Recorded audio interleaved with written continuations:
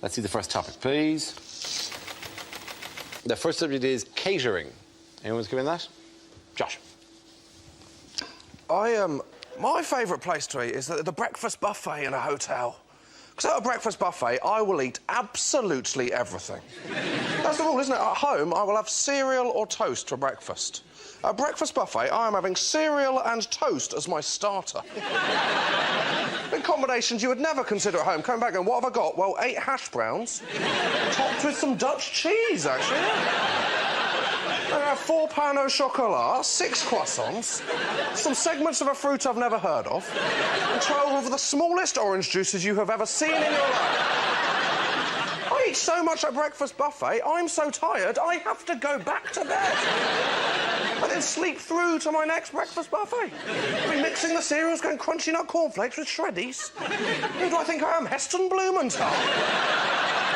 You've got to do it, don't you? It's like when you're in Nando's, they give you the plastic glass to pour your own drink. I think, well, I'd be an idiot not to make myself a spranter in this situation, wouldn't I? What am I having? Having a Sprocafolo, actually, yeah, all of it. What did it taste like? Utter shit, absolutely terrible. Thank you. Thank you very much, Joe.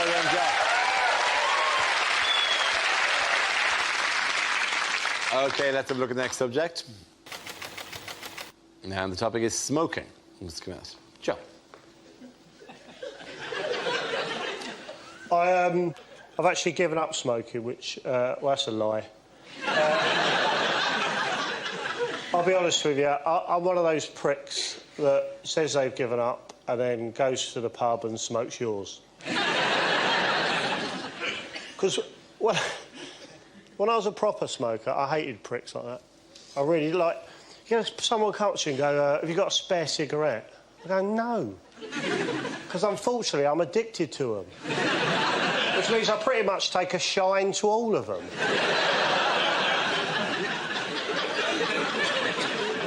Have you got a spare cigarette? Yeah, I do, weirdly, because I'm a 19-a-day man myself. That's the way, you knobhead. What else, like... Warnings, they do nothing for me. Like, you know, the warnings, they're quite drastic things. They're like smoking kills. So? I've got a horrible picture and still people don't give up. And I thought, bloody hell. So I've come up with a couple of ideas, right, to get people to give up smoking. They're just ideas, right? You could either put a warning on cigarette packets that says something like, one of these fags has been up a dog's arse.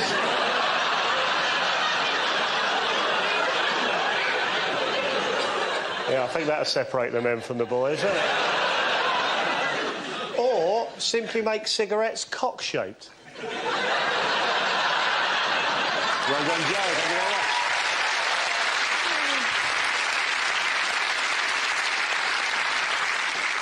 So that leaves Milton. Let's see what topic you've got. And the topic is school.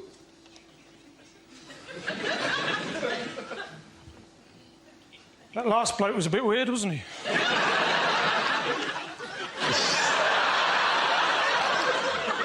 Anyway, I went back to my old school the other day, first time in 30 years. I took a note.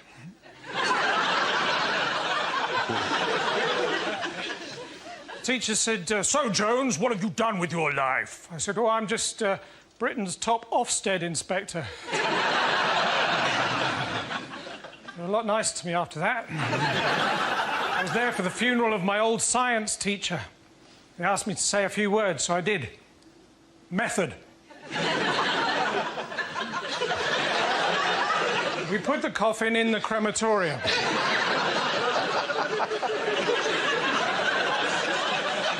Observations.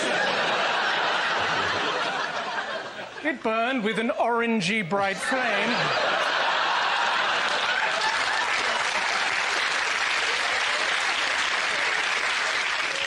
Conclusion. No more homework. Well done. Pointing out to the Milton Jones. Very good. Sit back. There we go. You wouldn't hear in a sci-fi movie. Hi, is that NHS Direct? Yeah, a bit of a temperature and I've got an alien coming out of my stomach. 2 paracetamol, OK. OK, Mr. Zulu. Set course for the 4th quadrant to the Orion Nebula. I think there's a Nando's there.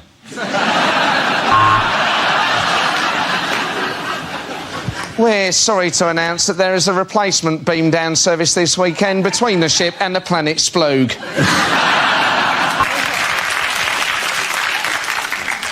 You've got to imagine this in a Scottish accent.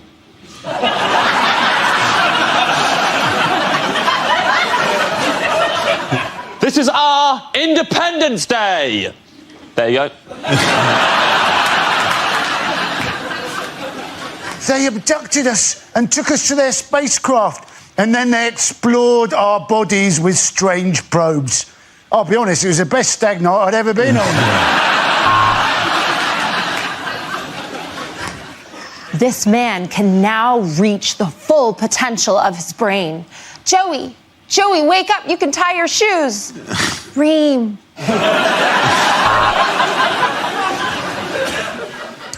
What the people don't know, Captain Kirk, is that when I do that V thing, that means in Vulcan, I've had your mum.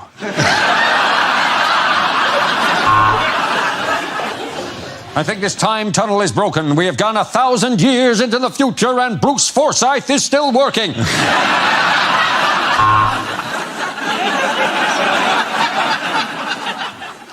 If you take the red pill, you will enter the Matrix. If you take the blue pill, you will have a boner for 7 hours.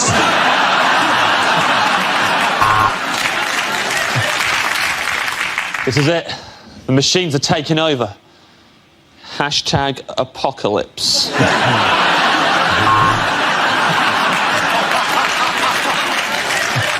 Yeah, I've had a look at it, mate. The problem is your nano boosters are shot and your warp drive is fucked. Our planet is dying. We seek a new home. Which of you is Phil and which of you is Kirsty?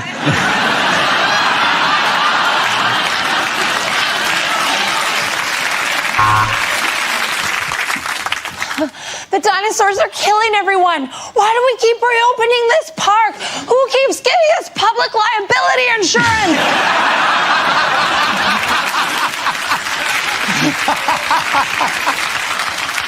So the plan is you get in the time machine, go back in time and cock-block Hitler's dad.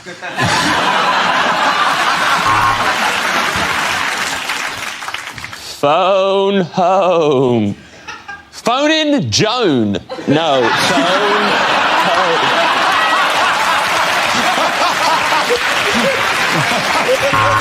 OK, at the end of that, the points go to Matt, Catering and Andy.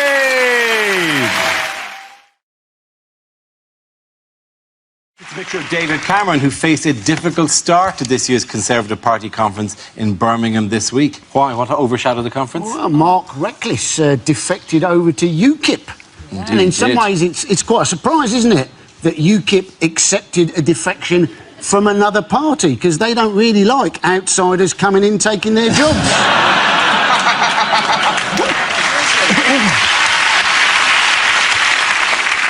I like Mark... Well, I don't like Mark Reckless, but I like his name. Yeah. He could be like an 80s cop. Like, I'd like to see a drama where Reckless is thrown off the case. That's what I'd like to see. And the other guy who's affected is called Carswell. So that's quite a good team, isn't it? Reckless and Carswell. Reckless You're and off the Carswell. case, Reckless.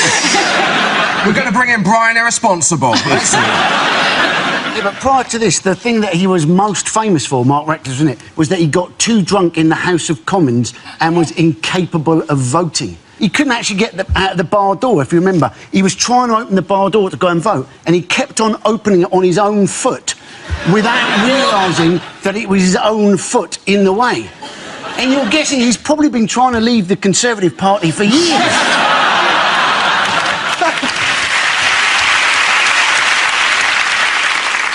I'm very angry at him. A lot of people calling him Judas. He hates that, 'cause that's an immigrant's name. The problem for all parties, though, when people defect, is you can defect whenever you want, right, to cause the maximum damage. But presumably you could get around that if you just had, like, you know, defection window, couldn't you? Like, you could have it like the transfer window, and then you could have, like, people defecting, And you could have deadline day, Oh, that'd and be it could all be covered by Sky News. So you get Tories going to UKIP, a couple of Lib Dems going to Labour, Labour bloke joined Stoke City by mistake.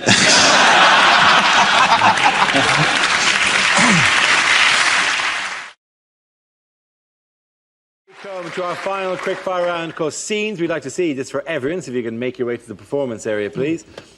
I caught ideas for scenarios we'd love to see, and performers came with their suggestions. OK, here we go. The first subject is rejected questions from this year's exams. What colour does a Smurf go when we choke it? Translate the following into German. 2 World Wars and 1 World Cup. Doodah, doodah.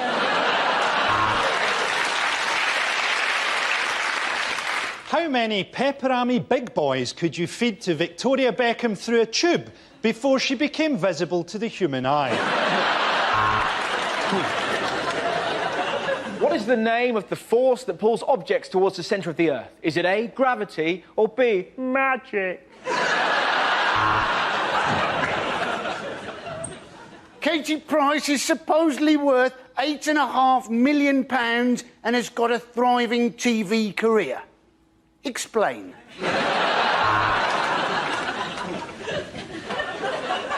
If George Michael leaves at 8 o'clock for a 5-mile drive, when does he crash? There are 6 lines of equal length. How long will Kerry Katona be in the bathroom?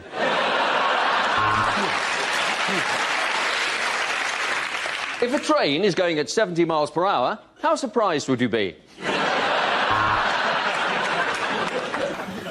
What is amnesia? Is it A, memory loss, A, memory loss, or 4, the Battle of Hastings?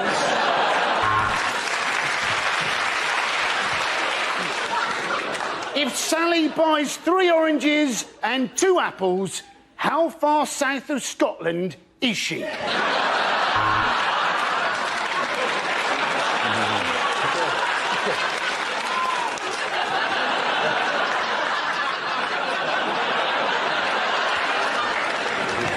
Discuss the idea that Willy Wonka was a paedophile. What is amnesia? Is it A, memory loss,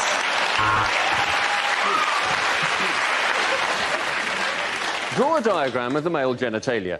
Please use the tracing paper provided. What are most Canadians renowned for saying? A,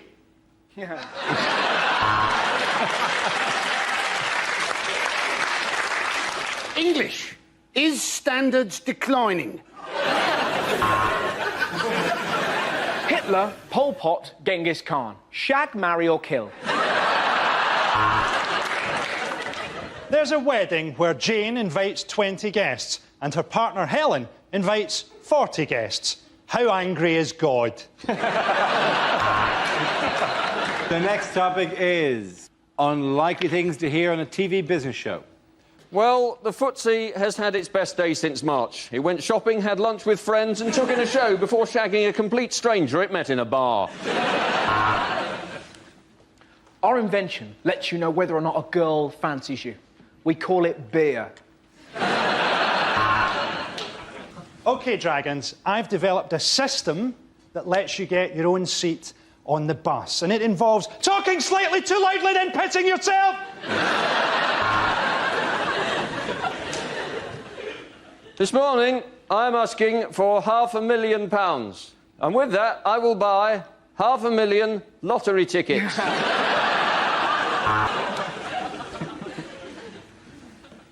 Good evening, Dragon. Oh, jeez, what the hell is that? That's Evan Davis, the host? I'm out. OK, we may have lost some money promoting Michael Jackson 02, but let's face it, I've just signed a deal for the new Oasis tour. Hello and welcome to Working Lunch, a show for people who are so good at business they're sat at home watching the TV in the middle of the fucking day. Dragons, I have 3 words for you. Reggae condoms. The last task was easy, and yet you cocked it up. I only asked you to blow the bloody doors up. This week, the Dragons meet a retired Nigerian brigadier with an offer that sounds too good to be true. Today, there was a hard drop on the footsie, and I got a bruisie on my handy-wandy.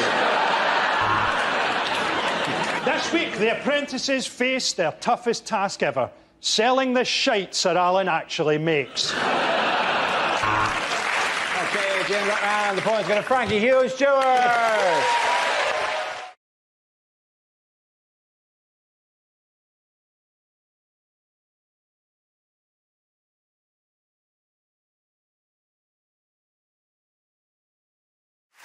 We start with a round called Picture of the Week. I show the panel a topical image and ask them to tell me what's happening. Here's a picture of the new Labour leader, Jeremy Corbyn. So what's going on here? Has he been sleeping in the bin on the right? The idea it could be the oldest delivery boy in the world still hasn't figured out how to hold a pizza correctly. I suspect he's dressed up for his first meeting with the Queen. Is it just simply first day at big school? Is it breaking news? Marks and Spencer's merger with Sports Direct. I think possibly it's page 3 of the Socialist Worker. I'm glad you told me that was Jeremy Corbyn. For a second, I was worried that's what Charlie Brown looks like now.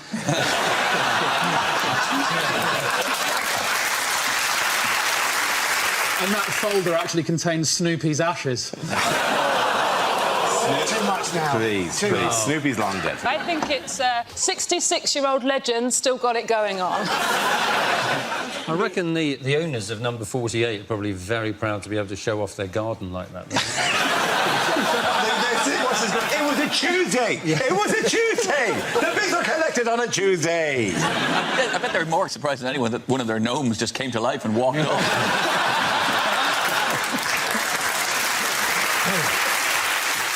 Is he such a dedicated socialist that he refuses to look to the right, even though that's the direction he is in fact walking? Are you saying that? Well, ultimately, I'm sorry, you were all born bad T-shirts and shorts. It's just socks with the trainers is the only genuinely offensive thing there. Yeah. And not using cocoa butter. And not using cocoa butter. Yeah, he's a 66-year-old man. I think so. There's no age restriction on cocoa butter. I'm really 55. It is Jeremy Corbyn who's elected leader of the Labour Party on Saturday, winning a landslide majority of 59.5% of the vote. So how are we doing? The new era under Corbyn? It's exciting. It's really exciting. I'm so happy, and I'm not going to let you guys ruin it for me. I'm not going to. And that's reasonable, isn't it? Because, I mean, there's nothing weird about Jeremy Corbyn at all, is it? But he's right there, isn't it? Because in an era of identikit politicians, it is about time we had a leader of a major party who looks like he should be advertising canal boat holidays. No, I'm not surprised that he won. I'm just surprised that he won by like, such a large majority. Like, he got so many votes, like, even the organisers of the Qatar World Cup were going, how the hell do you do that? His first congratulation call was from Sepp Blatter, actually. Just... I feel really sorry for him, because even though he's actually won this, people in Labour don't even seem to like him. And I think it's because he is so good. Like, he's a saint. He's so pure. He's so principled. He collects pictures of drain covers. OK, is that a thing? He is the nerd of the nerds. And obviously he's not the only MP who's got a large collection of pictures of manholes, but he...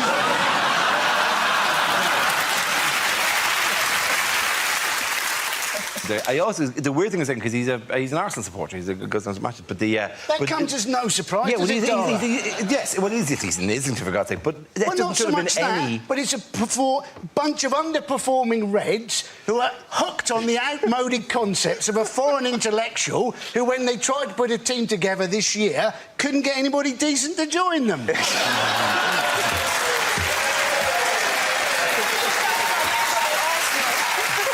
That is some weapons-grade analogy there. I mean, how did Cameron react? Did you see the Cameron's reaction to it? Security is the key word. There's a lot about security. He sent out this tweet. In fact, no one sent out this exact tweet, but it came from the Labour Party is now a threat to our national security, our economic security, and your family's security. Not my family. My family are fine. We live in a big house with 2 policemen outside the front. But your family, where are they now? Do you think that for a second? Look around. Can you see them? No, I can't see them either. He's climbed in the window and stolen them. That's what he's doing. Your family are gone, my friend, and I have a unique set of skills to return my family. I will, whatever Liam Neeson does. You see that tweet, and then you see a picture of Jeremy Corbyn, supposedly the most dangerous man in Britain. This is the man who's a 66-year-old beige pensioner who's a pacifist vegan cyclist. The most dangerous man in Britain. He's in trouble if there's a lorry turning left and he hasn't had his B12 supplement. Do you think the subtext is that the Labour Party is now a threat to our national security, economic security and your family's security because now they've become completely unelectable? We Tories are going to go hog wild on this country. It feels like Cameron's got the Labour Party mixed up with the bad guys from Transformers. Who are the bad guys in Transformers? The Decepticons. Hey.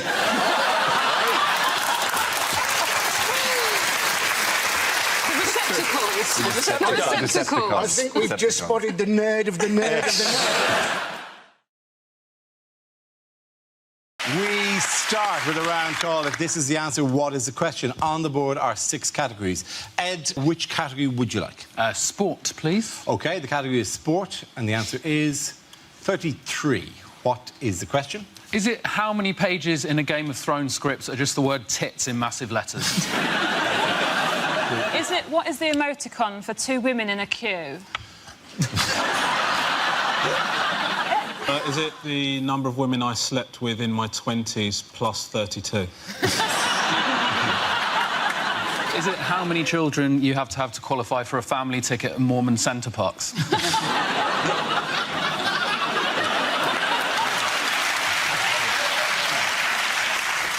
Is it at what age did I finally accept that I would never play the Milky Bar Kid? You really want to do that? Dream diet. I've got 3 years to go. Finally accepted. Okay. How many cans of Fosters can you drink and still be below under the limit? How can... That's the way you wouldn't want to say it if you'd actually been stopped by the police. And how much have you had to drink? Well, how many Fosters can you have? I think you'll find the limit, actually. I am below under the limit. Not above. Is it after how many miles did one of the proclaimers ask if they were nearly there yet?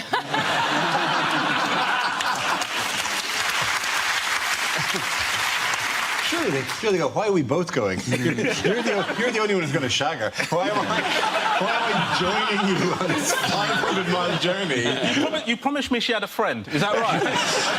Is it... if a minicab says that it's 5 minutes away, how minutes... Holy! Oh! Don't talk bad about Uber.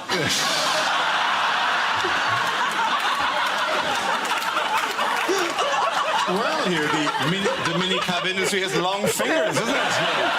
You won't learn that today. Little bits of glass. Well, from now on, I'm taking a black cab. There is a little bit of glass. Look, it's a little bit now. Sue! Injuries at work! Oh, my God. Have you been injured? You probably did the voiceover for those ads. Why did you ask yourself?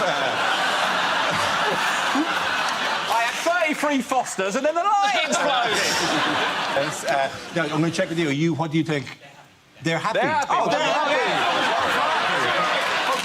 Yeah. Oh, brilliant, yeah. Carry on. So easy for you to say. All right, OK. We're being shelled here. Is it how many people are going to be sacked after that light explosion?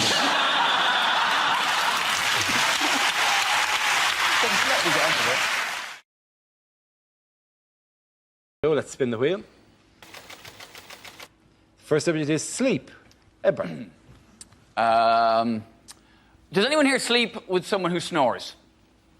Yes? Well, I envy you, because I lie awake next to someone who snores. My wife snores terribly, and part of what keeps me awake is lying there going, how do you sleep through this? I can't sleep through it, I'm only next to it. The noise is inside your head. And how come you can sleep through that? But the sound of me making a sandwich in our kitchen, that wakes you up. There is no way me making a sandwich makes more noise than you're making right now. She snores. So she said the cutest thing to me one time, though. She says, do I not sound like a kitten purring? Bless. No. You sound like a cat drowning in porridge. If I had a kitten made that noise, I'd put it down. Apparently she had her nose broken a couple of times when she was a kid. Didn't teach her, she's still bleeding snoring. Thank you very much, Ed. Here on Doctor Who. When I was giving you a quote as your cleaner, Doctor, I was giving you a quote from the outside.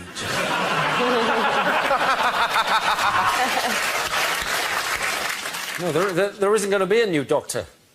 I'm being replaced by a helpline.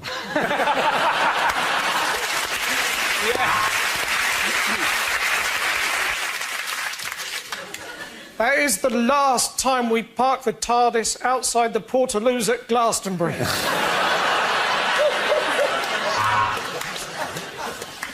Davros, we meet again. Oh, Lord Sugar, I'm so sorry. Hey, saw you from across the TARDIS, and I think I regenerated in my pants.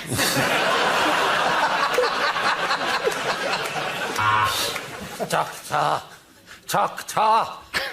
you must help me. I think I'm a pair of curtains.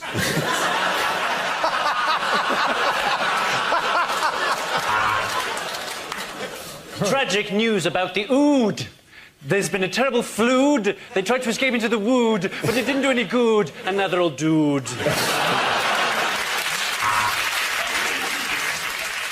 No, I'm a doctor who works for the World Health Organization.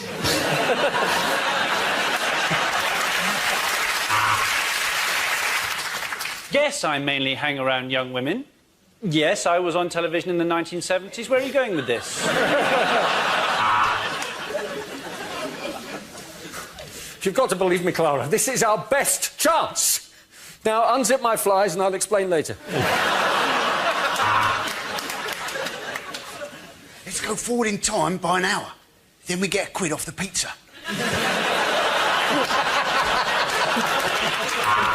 Now, the first thing to remember on planet Xenon is turn off data roaming. We are 10 million years in the future. H.G. Wells has just got married. You are the doctor. I am the tracheotomy patient. I am the doctor. I am 1,200 years old. And this is my assistant, who's 27.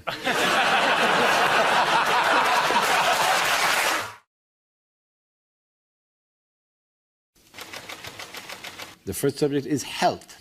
Can I have somebody in that? Andy Parsons. That's one hell of a gingerbread man, isn't it? According to my doctor, she was saying that I've got an underactive thyroid. She said one of the symptoms of this was lifeless hair. I said I may have had this for a while. Doctor said I was borderline overweight. I said, surely that also means I'm borderline ideal.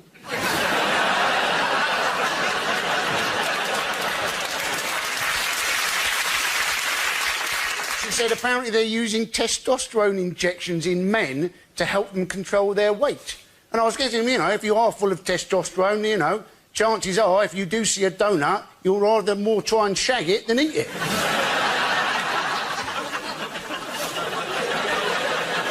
And apparently bald people, what they're saying in the research is that bald people aren't in fact bald, their hair is just sleeping. Which is definitely going to come as a shock when Wayne Rooney's hair wakes up and finds somebody else just moved in. Thank you very much, Danny Parsons. OK, let's spin the wheel again. The next subject is parties. Who wants to come out? Josh Whittaker. Looks like an exciting party, doesn't it? I got invited recently to a thing called a traffic lights party. I don't know if you've been invited to one of these. What it is, if you haven't been, it's a party for single people, and it is the bleakest thing humanity has ever done. It's a party where you go wearing the colour of a traffic light, depending on your availability to sleep with a stranger. So you wear red if you're not available, orange if it's a maybe, and green if you have absolutely no self-respect at all.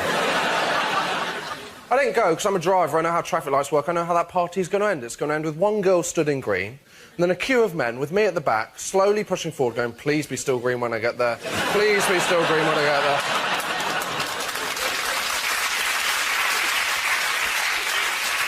Also, I'm a driver, I've driven with people. When they see orange, they'll just go, well, that's essentially green if I go out fast enough, isn't it? Who is wearing red to a traffic light party? If you're wearing red, you do not need to go to a traffic light party. What are your other options? Turning up at A&E and going, no, I'm fine, I just want to watch the carnage of others. Thank you very much. Thank you very, very much. Well done, Josh.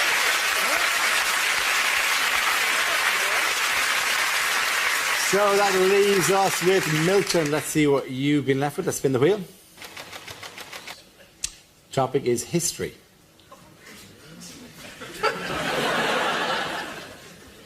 (348 BC).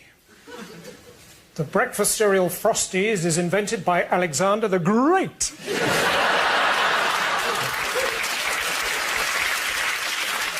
(303 AD). St. George slays the dragon with his new invention, the sword. The other dragons offer him all the money for 20% of the company.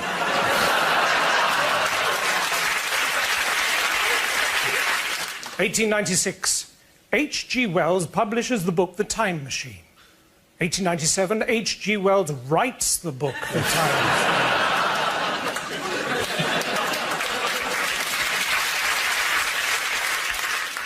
2400 BC. The Chinese merchant Zhang Zhou, the man who discovered gunpowder, is buried on the outskirts of Peking, western Shanghai, and parts of Nepal.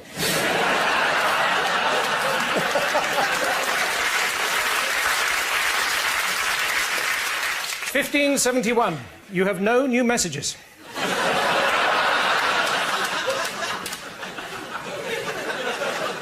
And finally, 3642 AD. H.G. Wells is born. Thank you very much. Well done.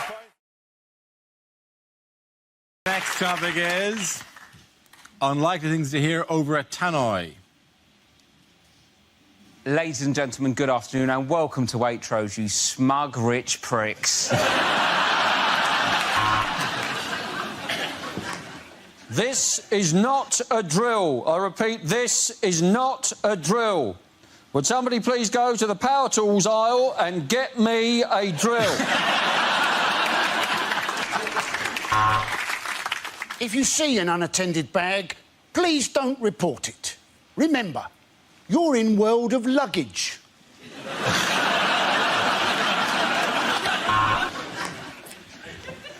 Good evening, ladies. Topshop will be closing in 5 minutes. Please make your way to the till unless you're over 30, in which case piss off to M&S, you ancient old hag.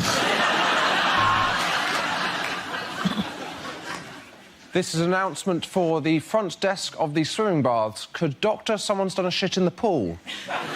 Please come to reception.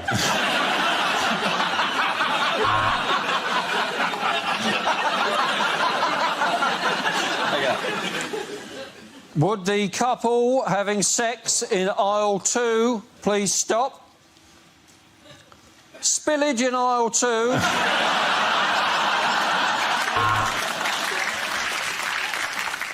The 1625 has unfortunately been cancelled and has been replaced by a replacement bus service. EasyJet would like to apologise for all passengers who are going to Greece. I only work in the post office for the crumpet. Watch this. Widow number 2, please.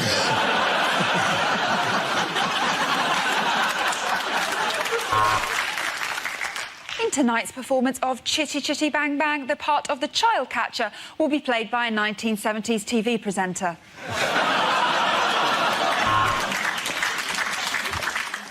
Welcome to Sexist Airways. I'm just going to pop on the seatbelt sign for a moment because we're swapping to a lady pilot.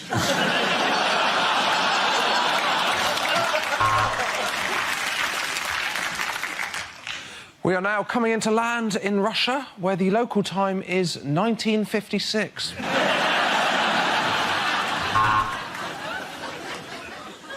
Welcome aboard the one-way saga service special to Switzerland.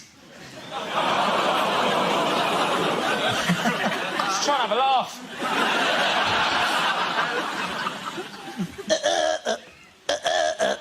Attention to the submarine crew of HMS Nando's. Be careful not to burn your eyes on the periscope.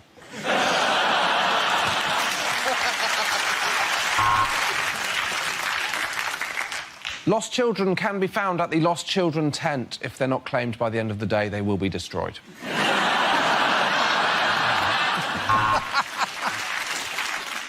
Welcome to Megabus. Things haven't worked out quite as well as you were hoping, have they? Welcome to the sexist supermarket. Checkout number 3. Okay, at the end of that round, the points go to Josh Hewitt-Milton.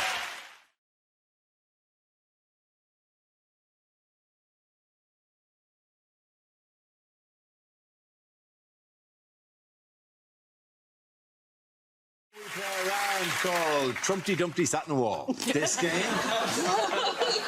involves Angela and Hal. So if you could make your way to the performance area, please. This round's a stand-up challenge. I launch the wheel of news, and wherever it chooses to stop, one of our performers must step forward and talk about that subject. OK, here we go. Let's spin the wheel. This first subject is growing old. Who wants to come in on that? Angela. No, I recently turned 40, and I want to reassure anyone younger, turning 40 is really easy. My friend turned 40 recently. She made a bucket list, right? She said to me, "You're going to make a bucket list." And I said, "Do you know what I hear when I hear bucket list? I hear admin." They're always so ambitious, aren't they? It's like, oh, I want to go to the Taj Mahal, I want to swim with dolphins. The only thing I could think of that I genuinely would want to put on my bucket list is that one day, I'd like to put half a packet of biscuits back in a cupboard.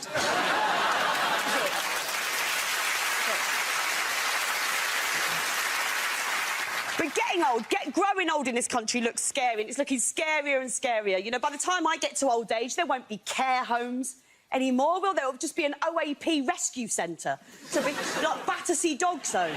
This idealistic young couple will come in, they'll get shown around. This is Maud, she likes knitting, gardening, casual racism. Why don't you take her home?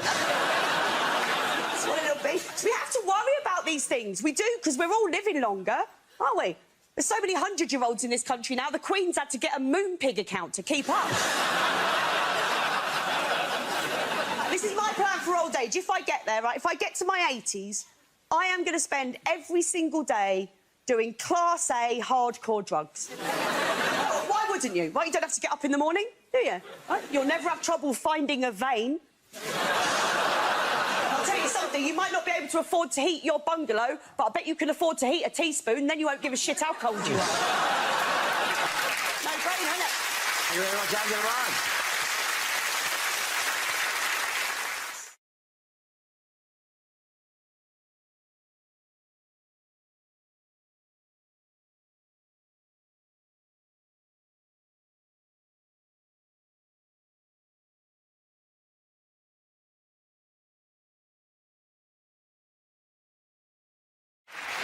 Unlikely things to read on a packet.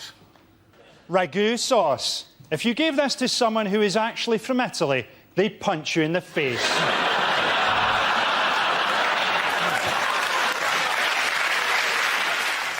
To open, push down tab, break tab, swear repeatedly, stab with a pair of scissors! Serves 4, you greedy bastard. Now put some of that back.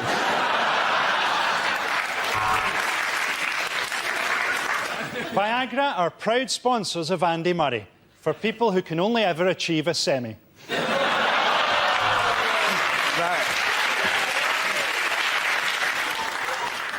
Bag may also be used for autoerotic asphyxiation. Fair trade coffee. If you don't like it, you're racist.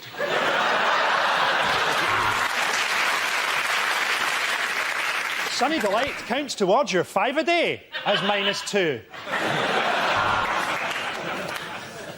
To stop diarrhoea, take 1 teaspoon and shove it up your arse. Adults and children over 12 years. Try not to get those two mixed up. Cup of soup. Just add soup. Best before date, Rohypnol. Serving suggestion. On a plate, you thick moron. We use only the very cheapest horse meat to make fuck it, it's just a cat. The end of that round, of course, go to Frankie, Hugh and Tom.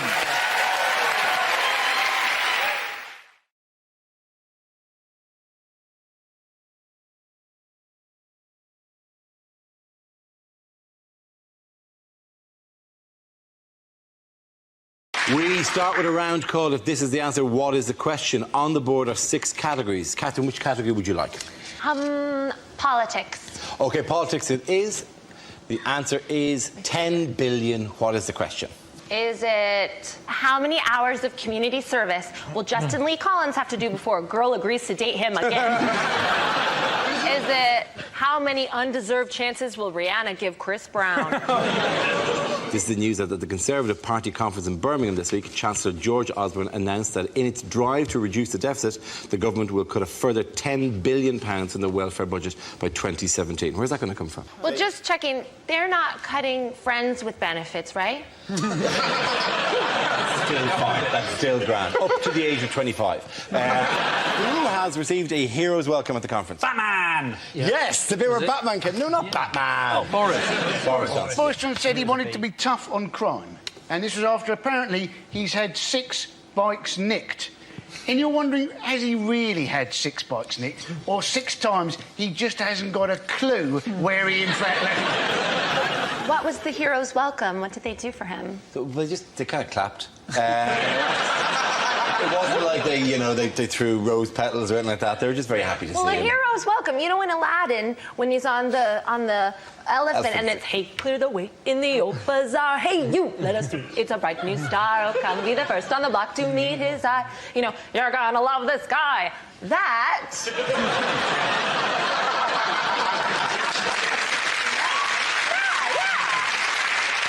That's the hero's welcome. I defer to your definition of a hero's welcome. At no point did Boris arriving on, near, or confusingly like an elephant. The question is, would you recommend this A&E department to your friends and family? I mean, what are you going to say to them? Oh, well, don't worry, you've had an accident. You're going to St Mark's, and that's got a crack in A&E. Change the beginning of Casualty. Wasn't it? Just a man falling off his shed onto his garden rake and then crawling to his laptop to go on TripAdvisor. Or just come home to your partner, square up and go, I'm going to send you someplace nice. Well, I've never heard domestic violence put quite as charmingly as that. Is it earth, wind, and douchebag? Well, David Blaine, he used to be an illusionist, and now he's an endurance performer, which just sounds like homeless to me. David Blaine's biggest magic trick is staying relevant.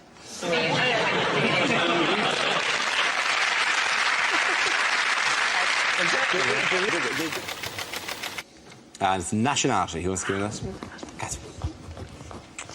Hello. I'm of mixed heritage, actually. I talk like a Canadian, but I tolerate my partner's drinking like an Irish girl. I travel a lot, from London to Ireland, and anyone who's flown Heathrow to Cork knows that on your way to the plane, they have signs reminding you how many chances you've got left to get drunk. Yeah, They're like 6 licensed shops, 2 shops, 1 shop. It's like, what? Before I board an aircraft filled with wine to get to the land of Guinness? And the final shop is right at the gate. And in that shop, there's a sign that says, no ID, no sale. And I'm like, this is an international airport. How about no ID? How'd you get on the plane? It is in the boarding lounge. If a terrorist manages to sneak through levels of security at the world's busiest international airport, give him a pint. Thank you very much, Catherine. Is it Harvest Festival attracts troublemaker? No, it's holy F, a Teletubby. Looking at the whole picture, is it the London Underground where sexy singles meet? He said that he's never going to talk to anyone on the tube again. I want to be there when a tourist comes up to him and goes, is this Marble Arch? And he has to go...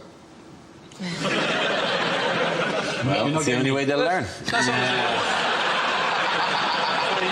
We'll have to go through that. Hello, Londoner. I'm just over from Ireland. I was wondering what train I should... Oh, you're going? OK, I'll try another one. I would talk to you, Mr. O'Brien. Yeah. I would take you to your destination and carry your bags. Thank you very much. But you are a foreigner. I've been here too long and now I shun you as well. All right. I'll pretend I'm on a tube. Ask me a question. Hello, sir. I was wondering if you knew this is the perfect place to change for the Jubilee line.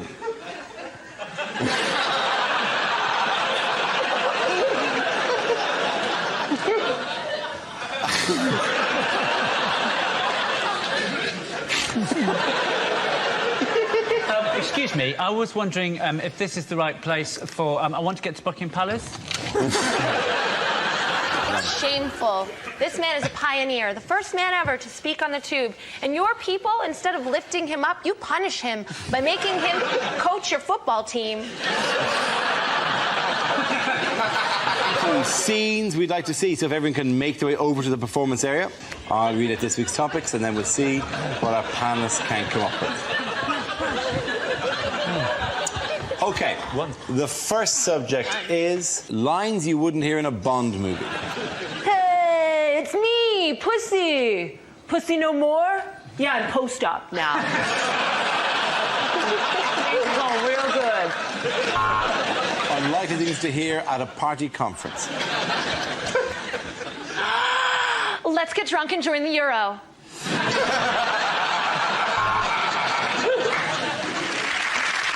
Here in support of Testicular Cancer Awareness Week, it's Shadow Chancellor Ed Ball.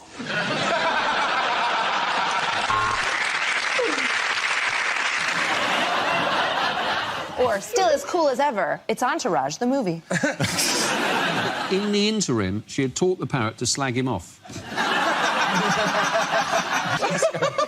You can do that with real-life kids. See, this is an outrage. It's an absolute outrage. I think we forget sometimes who the real victims are. And it's people like me who see the word FIFA. I know that word means football. There's a secret history that you guys know all about. I have no idea what's going on. I thought they got arrested because all their migrant workers were dying all over the place. That's apparently not the problem. Also in the news this week, who can tell me what's going on here? Is that Barack Obama playing pretzel buckaroo? Or is Barack shaking the hand of the very pretzel that choked George W. Bush? He's having a nice time. No breakfast is ever made better by Stephen Harper or David Cameron showing up to it. It's not like he's waiting to start the party when Cameron gets there. Oi, oi! From the other side, they all turn and Cameron's like, hey! Here it comes! The answer is 5. But what is the question? Is it, how many basic bitches does it take to escort Kate Moss off an EasyJet flight? Is that a thing? Is that like a... I'm a pretty basic bitch. I think you're an ornate bitch, right? I think, yeah. So you think I'm a ratchet-ass hoe? Well, I didn't want to make it too obvious, so I've got a little soft spot for you. Is it how many names are currently written on Taylor Swift's blank space? Is it as a... I know it's a song. I know Taylor Swift. You know Taylor Swift? Hate. Is this what we do? If ever we mention any band and you're going to do an impression? No, that's not what's going to happen here. Is it Kate Bush? Commercials that never made it to air. FIFA summer sofa sale. Total office clear out. Bribe now, pay later. Why pay more for ratchet, trifling-ass pilots when you can get to where you're going on EasyJet? A basic bitch will get you there. Lines you wouldn't hear in a sci-fi movie. This man can now reach the full potential of his brain. Joey, wake up. You can tie your shoes. Reem. The dinosaurs are killing everyone. Why do we keep reopening this park? Who keeps giving us public liability insurance?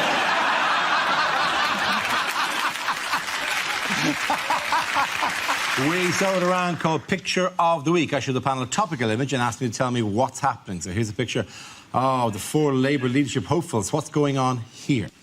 Is it AshleyMadison.com relaunches with hip new image? Is it a charity appeal? Like, for £3 a month, you could buy these deluded fools fresh water and false hope. They're calling it Corbyn mania, but you can't just put mania at the end of a word and think that it means something. Like Beatlemania, that was when they played to 55,000 people in Shea Stadium. Corbyn mania is 1,100 bored pensioners in Norfolk. Congratulations to the Germans, but I'm going to say it. Historically, I've never forgiven them. No. Do you remember Frank Lampard's goal in the 2010 World Cup? That was way over the line. What? No way is this outweigh that. You mean 800,000... No wonder they're trying to be the good guys of Europe. You think this whole... taking in 800,000 refugees... It would have made it 2-2, Dara! Maybe that's it. Maybe that's it, Josh. Germany's getting World Cup points for each Syrian that they let in. I've already got a $5 on a German Syrian to win Eurovision. I just like the narrative. There is an element to which, like, Germany won the World Cup and the team was partly Turkish as well. Like, whatever. This thing does work in sport. Mo Farah, anyone? You know? Because, you know, there is another, you know, migrant came over here. Like, they will bolster your sporting chances, lads. Mo Farah is a Somalian who acquires gold on land. Nothing I don't like about him.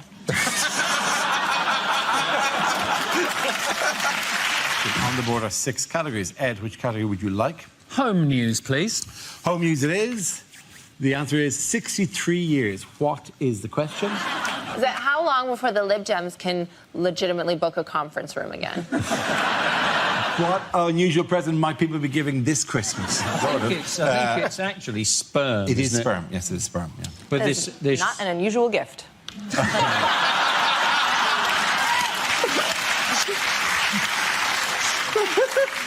Horrific return policy.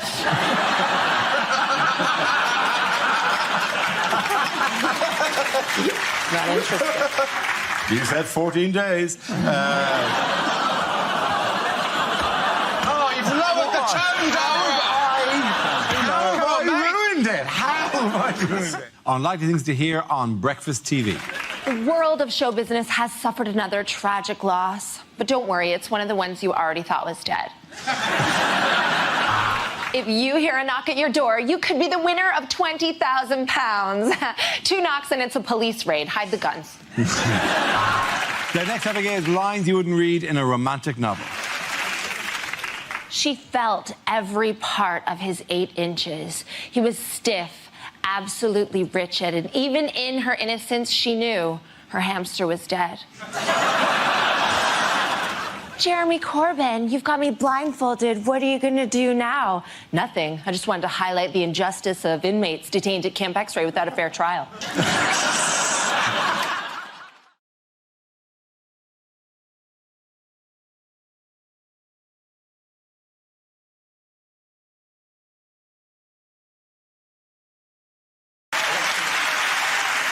Now we come to scenes we'd like to see. So if everyone can make their way over to the performance area, I'll read out this week's topics, then we'll see what our panellists can come up with. OK, here we go. The first subject is unlikely small ads. Hello, my name's Ads.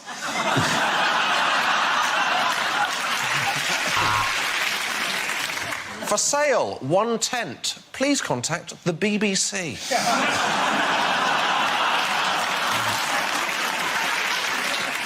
Genuine single man looking for a relationship. Call this number. If my wife answers, hang up.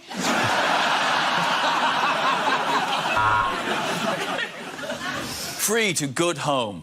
Fucking printer.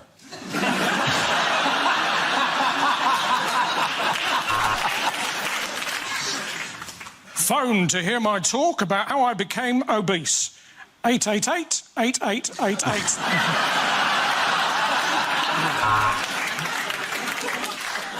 Rubbish collection services. Yep, we are genuinely shit at it. I saw you on the tube. You were wearing the pink sweater with your hair pulled back. I had my cock and balls out.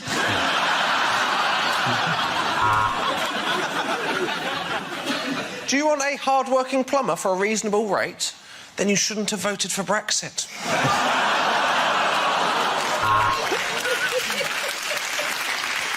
Learn English on Owner Home. Good examplings, quick books, disbelievable price. You buy? Applications are now open for the Donald Trump School of Talking to Women because those bitches are not going to interrupt themselves. Wanted, the internet, as I seem to be the only person in the whole bloody world still using the small ads. Have you lost a ginger cat? Check the top of Donald Trump's head. Phone to hear my talk about my reaction to eating a South African bishop. 000-00822.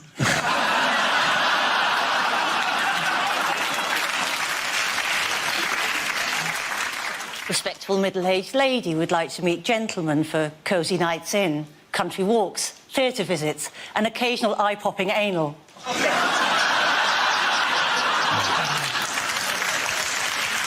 OK. The next topic is things you wouldn't hear on a TV cookery show. Hi, I'm Nigella Lawson, and before I bake any cake, I like to chop my flour into lines.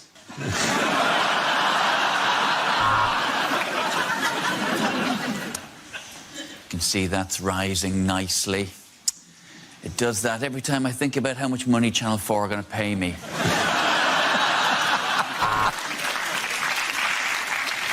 Hello and welcome to Can't Cook, Won't Cook. Today we won't be making anything. Goodbye. Coming up next on Saturday Kitchen, whatever we want, because we know you're too hungover to change the channel.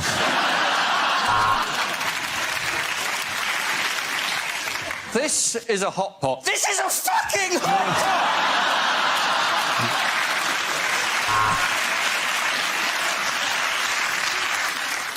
So, if you want to bone a chicken, what you need to do, take it on a couple of dates, and then invite it back, put on some romantic music, and let nature take its course. There is a bit of a problem on this week's food and drink. I've finished all of it.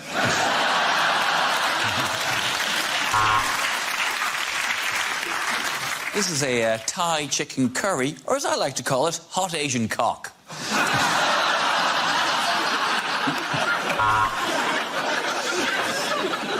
OK, Sam, let's see what you've brought in your bag of ingredients. It is a pint of wine and a large Malteser. Right, welcome to Southern Cooking for Northerners. First up, quinoa. What is it and why it can fuck off?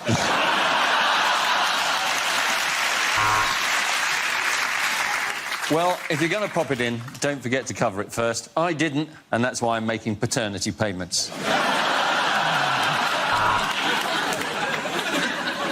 Hello, I'm Greg Wallace, and this series of MasterChef, we won't be using plates. We'll just be eating off my shiny, shiny head. Hello, it's Nigella Lawson here again. I'm just going to say the word spatchcock for no reason. Spatchcock. Anyone can make this. You can't, Beatrice. Sorry, you can't beat rice. Let's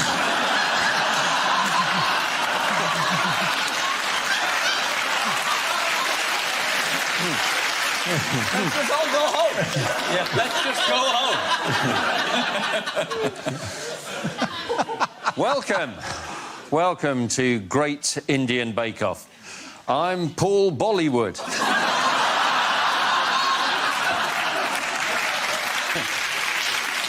Hello, I'm Jamie Oliver. Welcome to my new show, Stick a Bit of Fucking Sugar in It. OK.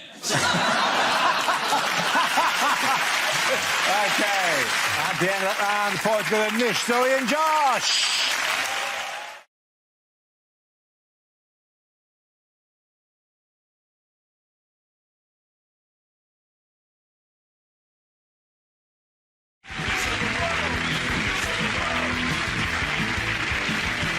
We start with a round called If This Is the Answer, What Is the Question? On the board are 6 categories. Matt, which category would you like?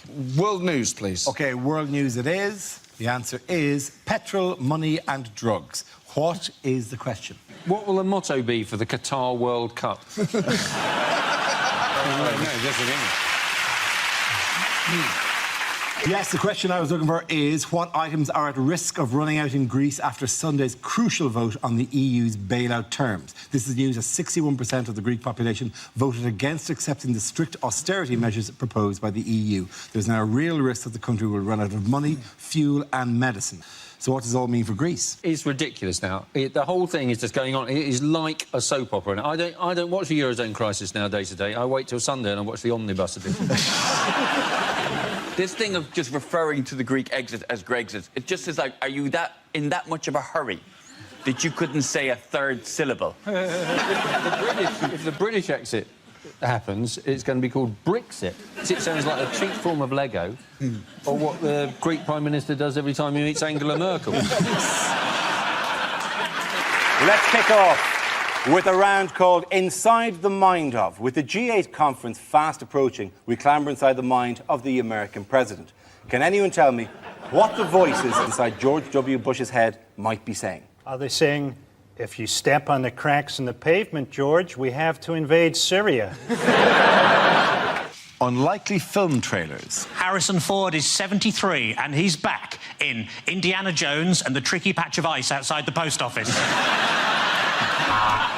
We start with a round called Picture of the Week. I show the panel a topical image and ask them to tell me what's happening. So what's going on here? Is it the only couple that Ed Balls would beat on Strictly? He's saying, please join me, Owen, on my cabinet. I'm so lonely. I imagine Jeremy Corbyn's just going, I did warn you, Owen. If you strike me down, I shall become more powerful than you can possibly imagine. He's incredible in that he can gather so many people together in a rally and they sort of see him as a messiah in the same way he will probably be crucified in the next election.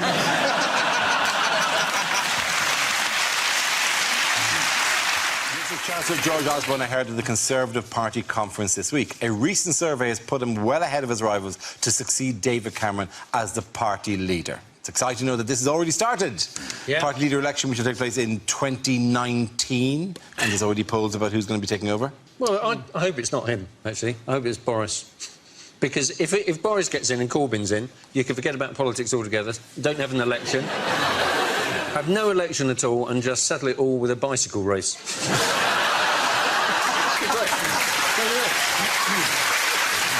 Your category is politics. The answer is 4%. What is the question? Is it? What are the chances of Johnny Depp appearing on the next series of Mr. and Mrs? Is it how much of the old Top Gear audience has Chris Evans held on to? including that. Clarkson's in. Is it by 2017, what proportion of celebrities will still be alive? I know. Ooh, we're not the one killing them. Here's a picture of Leader of the Opposition, David Cameron. But what does TLEC stand for? Is it Tories launch exfoliating cream? Where would you put it? Or is it the Top Man launch Eton collection? Or is it just simply Tosser leading everyone to catastrophe?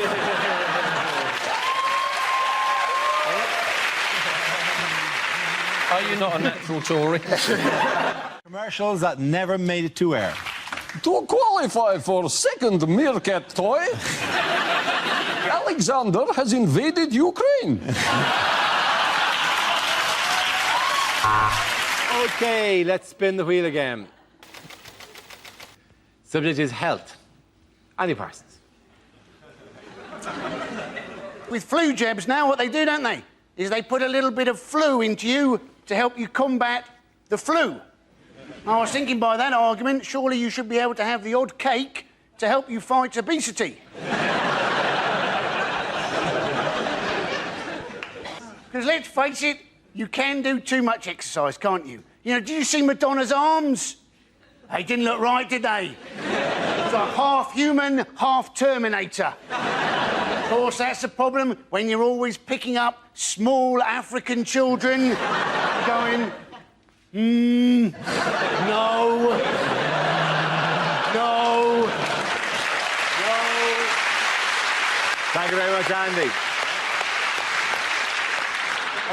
What did David Cameron announce on Father's Day? He announced that he wanted people to stigmatise runaway fathers in the same way that we stigmatise drunk drivers. Yes. It was an unfair attack by David Cameron, really. I mean, he just stigmatised the whole group. Just because you father a child out of wedlock, you run away, take no responsibility for that child and never see them, does not mean that you're not Mayor of London.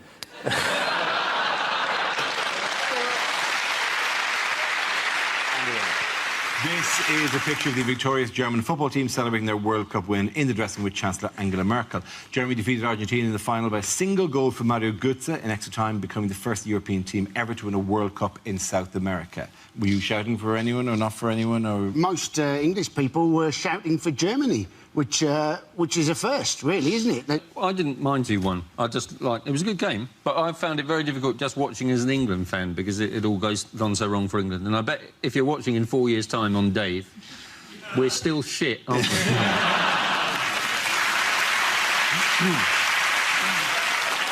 I could never support the Argentinians, not after what Maradona did, Wembley 2003. He didn't sing Material Girl.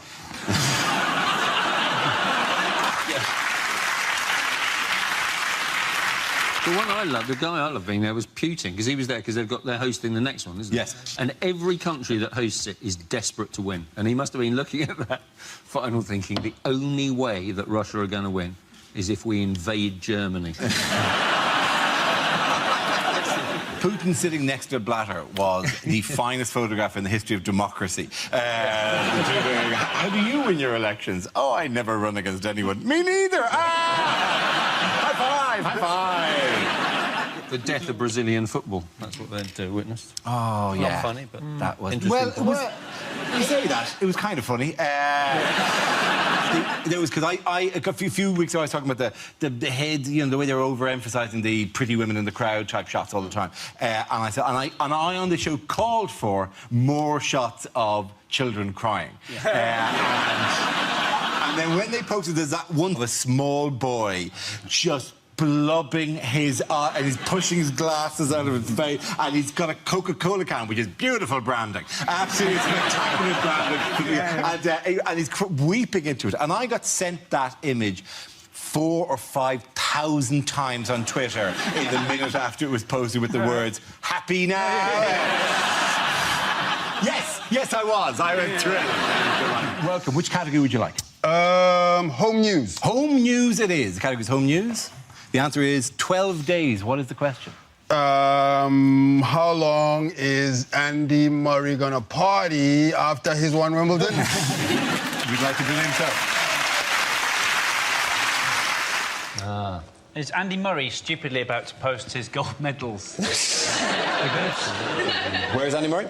Andy Murray is in Dunblane in Scotland. This is his homecoming after winning the US Open, which was a surprise to me, as I had no idea he played golf. Andy Murray, a man who actually came along to our studios, didn't he? Yes, indeed he did. Came along after he'd lost Wimbledon. Yep. And then after we'd all taken the piss out of him, Yep. he went off and he won the Olympics and he won the US Open. Yes. I think all sports people who are struggling should come into the audience of the show. Let's get Paula Radcliffe, Philip Sidowu, Nick Clegg.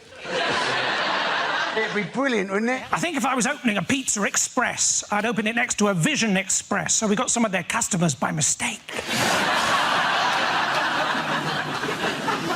We start with a round called Headliners. Here's a picture of the spectacular opening to the Olympic Games. But what does BGMC stand for? Is it British Gas Managers Celebrate?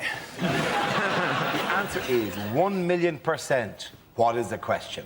Is it, what is the blood alcohol content of Amy Winehouse? We're wearing the same thing. How terribly embarrassing. I didn't know you had a kilt. Well, we didn't have her killed. It was, the inquest... Oh, look, someone's been sick. Has Harry been in? There is your luggage, Your Highness. Oh, good. That's my cheese for the journey. Don't want to keep anyone waiting. Wish my mother felt the same. Unlikely things to hear in a TV election debate. I think of this studio as a second home, which is why I'm claiming expenses for it. My girlfriend and I love watching box sets. We got 3 episodes into Orange is the New Black before finding out it wasn't about what would happen if Trump replaced Obama. Thank you very much. Well done. Point in that round. Gonna go to 80. Come on.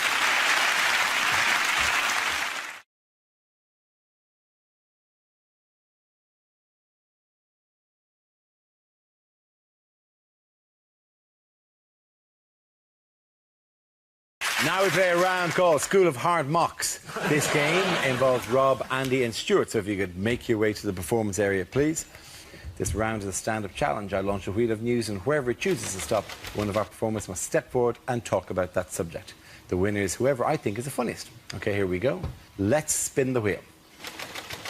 The first subject is consumerism. Who wants to come in on that? Andy Parsons. So we always like to have a go at politicians, don't we, for getting us into debt. But we're also addicted to debt, aren't we? People waste their stuff. You know, loads of nonsense, isn't it? Things like personalised number plates. Don't ever do it.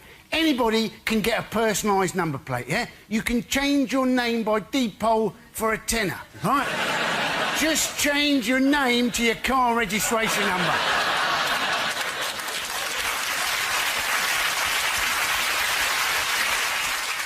And it's the same people going, oh, yeah, look, I've got a new watch. Got a new watch, I have. Yeah, it's a diver's watch, yeah? Goes down to a depth of 200 metres, this does. 200 metres is the depth of the North Sea.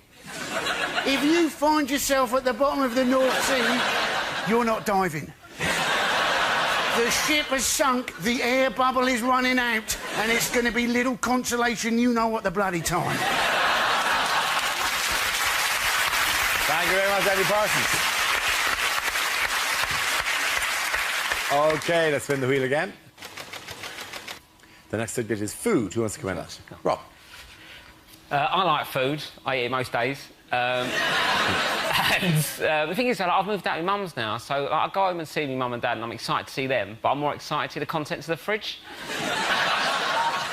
But she's on a diet, my mum, right? She got all the brothers round, me brothers round for a Sunday lunch. You know what she did, the whole family, for Sunday lunch? Couscous.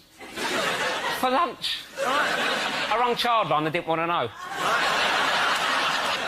I don't trust couscous, to be honest with you. Anything you put in your mouth that feels already chewed should not be in there. It's fat sand, I don't want any part of it. Right? She served it with toasted pita bread. Have you ever toasted pita? Anyway, why is it so hot? Had a bit of folded bread, what's its problem? A bit of toast pops out warm and toasty, the pita's on fire. Once you get past the outer cook, I've got the dragon breath inside to deal with. There's only 2 things in the world hotter than toasted pita bread. One's the sun, yeah? And the other's a cheese and tomato toasted sandwich. What's that prick's problem, right? What's his problem? Do you know what I mean? The cheese, I've not got a problem with the cheese. The tomatoes? They're little slices of lava. I'll put you in a toasted sandwich maker, not Dante's Peak. What are you doing? You bite into it, anchor onto the slice, you pull the sandwich away, the slice stays, slaps you on the face, burns your face off. 3 days, had a big red circle like that. I look like a thirsty dog. Well done, Rob. OK, that leaves us with Stuart. Let's see what you've got. Spin the wheel. And the topic is jobs. Where you go. Was my French teacher into golden showers? Oui.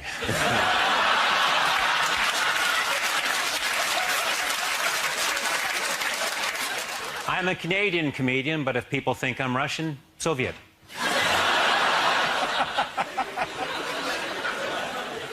As a gynecologist, I was terrified of vaginas.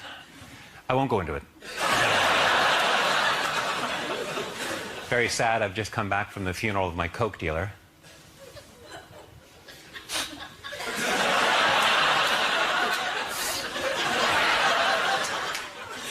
I was fired as a Boy Scout leader. I wasn't prepared for that.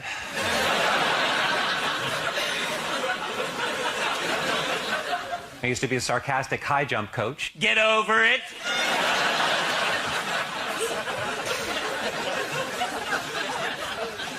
I used to be a professional table tennis player in Southeast Asia, and recently I went back for a big party.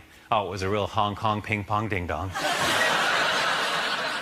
And someone fired up the old karaoke machine. Oh, it was a real Hong Kong ping-pong ding-dong sing-song. And someone rang the doorbell.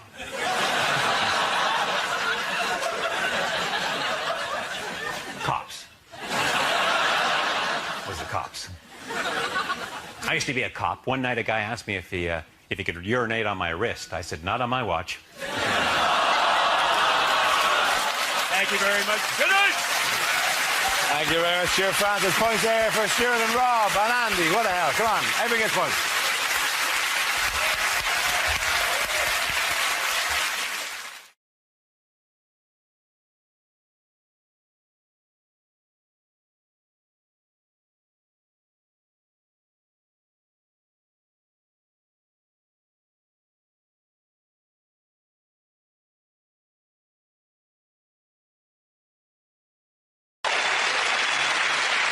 Now we play a round called Angela Smirkle's Comedy Bailout.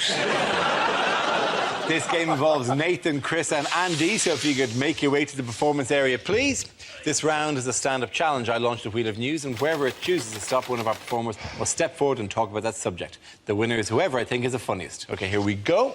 The first subject is finance. Can I have somebody to go in and talk on that? Andy. So, you can argue a lot of people have got too much money, couldn't you? I would personally argue anybody who ever bought the autobiography of the talking meerkat, Alexander Orloff, you have too much money. Anybody who's ever bought glow-in-the-dark loo roll, you have too much money. Anybody who's ever bought a cosy sofa blanket with sleeves called a slanket, you know who you are.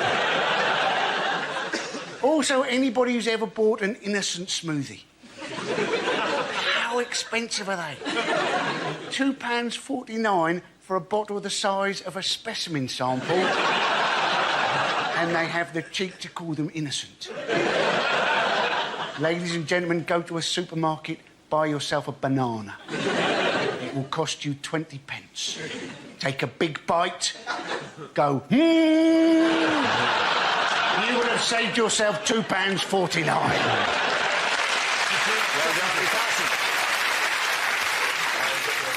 done, OK, let's spin the wheel again. The subject is health. Who wants to come in on that? Right, health. I actually don't have that good a relationship with my GP. For one reason and one reason only. Up until the age of 17, my GP had me on their records as a woman.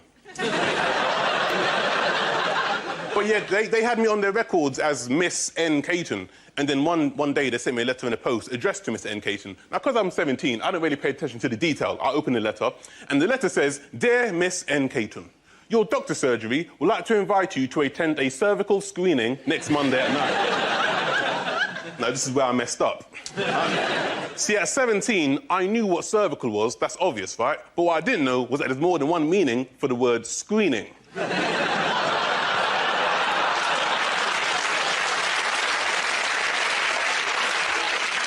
I thought screening was like, you know, you're screening a film.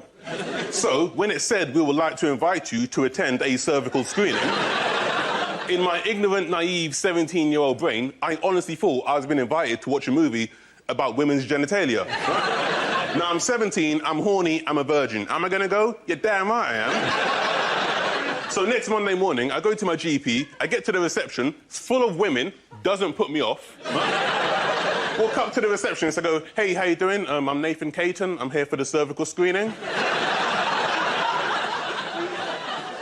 She looks up, sees me standing there with nachos, popcorn and pick and mix. Starts laughing in my face.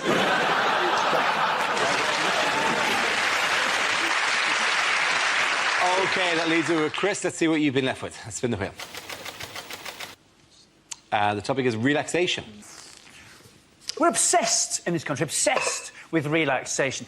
Currently, Waitrose, in their essential range, sell Waitrose Essential Lavender-Scented Candle. Because we've all been there, haven't we, ladies and gentlemen? There are no lavender candles in the house, darling. How am I to have a petal-strewn bath with my whale noise CD? Whale noise CDs. We are gullible bastards. We will buy anything so long as we've been told that it's relaxing. Whale noises? No. Are you relaxed? I've never been more at peace. I saw a CD once called Relax with Pure Scottish Moods.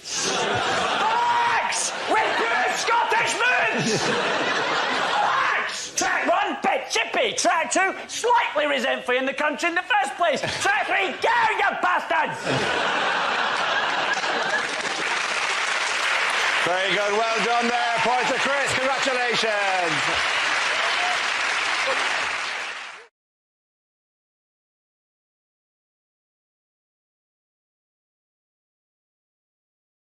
OK, here we go. Let's spin the wheel. The first topic is airport security. Who wants to give in that? Mark. Hey, I find it very stressful, the amount of security at the airport these days. All these announcements, ladies and gentlemen, at this time of maximum security, at this time of height... What do they mean, at this time of maximum? When's it going to stop? Ladies and gentlemen, I think they've gone. If you see a mysterious package, shake it! I tell you what I really hate, though, airports, those metal detectors you have to walk through. I went on holiday, well, in fact, I'll tell you, I went to Hong Kong, and I always set the metal detector off. Beep every time, beep, beep, beep. So this time, walk through it, nothing, no beeping. I was so relieved, I went, yes! Which doesn't help. If anything, that weakened my position slightly. Well done, Mark Watson. OK, let's spin the wheel again. The subject is leisure. Who wants to come in on that? Russell. I don't quite know how that signifies leisure. How has that old man got her? That's a joke. Anyways, we've got more disposable income now than ever, right? And this is quite an odd story, but my mum recently bought a hot tub. Now, I don't know if anyone else... It's quite exciting when your mum gets hot. She put it at the bottom of the garden, you get quite giddy, and then you're in it, and then you realise you're actually just outside having a bath with your mum. And it's a very... You've got no recollection of how to behave, right? And I've got a slightly lazy eye, so my mum's like, are you looking at my thighs? No! It gets freakier. My dad jumped in, my brother jumped in, my sister jumped in, and 2 of our family dogs leapt into the pool, right? So we're all on the edge, like really British, terrified, we're all naked. Dogs are just going around like that. Having the time of their life, right? And my mum just chose this moment to embarrass us, just looked up and went, hey, guess what? Well, she wasn't doing a dog impression, that would have been weird, right? She went, guess what everyone in this hot tub's got in common? I don't know, Mum, what? That's a dog hitting me, right? My mum looked up and went, everybody in this hot tub has sucked my tits.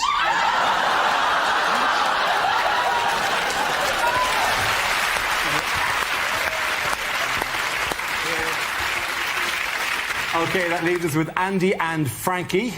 The next topic is... It's Britishness. Who wants to come in? Mr. Parsons. The photos. Yes. Britishness.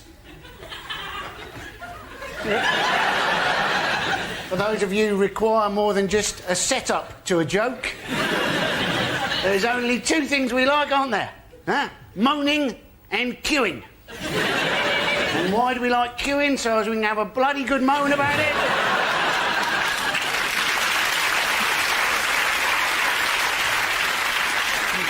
How long the queue is, how slowly it's moving, and how those rude foreigners have pushed in front of us because they don't have any decent concept of what a good bloody queue looks like. There you go, Andy Parsons. OK, Frankie, let's see what you've been left with. It's science. Scientists have just built the world's biggest ever super collider, and they're doing an experiment to find out what makes up protons. I hope that if the experiment's successful, the whole of our reality will dissolve and a big sign will come up that says, Level 2.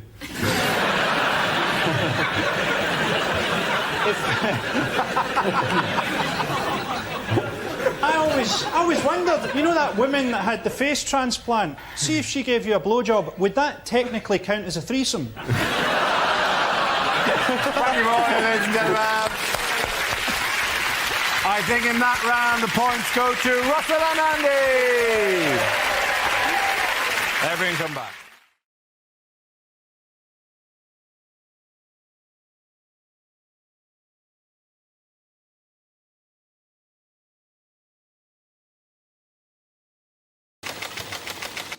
And it's Nationality. Who wants to give us?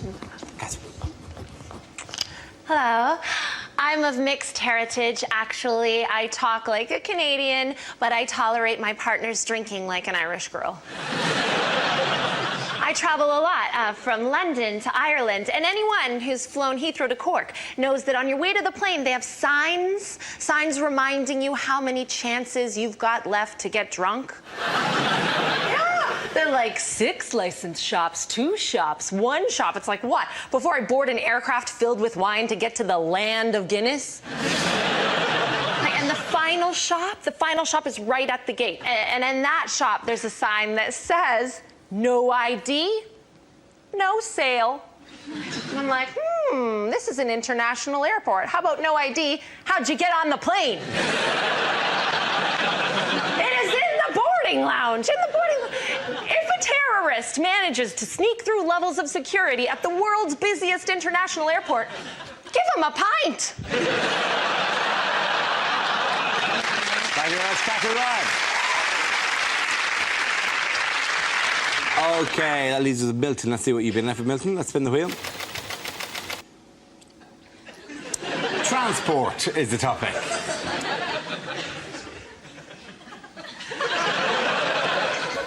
So I've got my own private jet.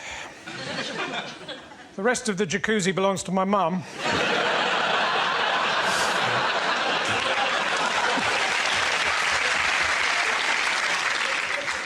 If you've got a sat-nav, don't put the name of the company you're visiting into it. I tried to take some mayonnaise back the other day. I ended up in Helmand Province.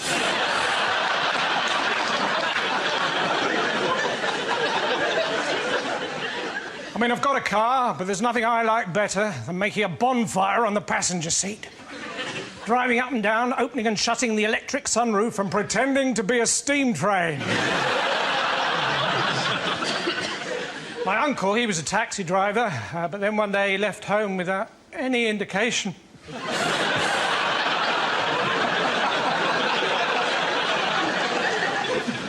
So recently, I was fell walking in the Lake District. Well, that's not quite true. Recently, I fell walking in the Lake District. I was going to tell someone, but the pillar box was full of sugar puffs. Thank you very much, Milton. OK, in that round, close everyone. Go on, get back up.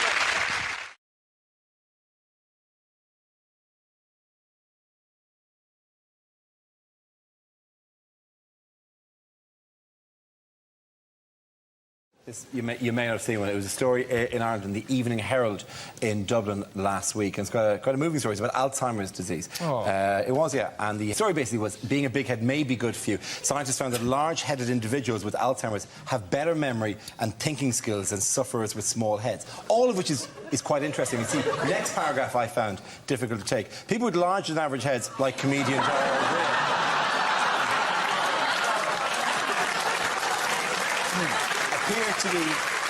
appear to be better protected if they develop Alzheimer's disease, as studies suggest. Now, that would be all right if it wasn't for that. Like, the article actually came with a giant photograph of me next to the article, under the word big head, that protected against Alzheimer's.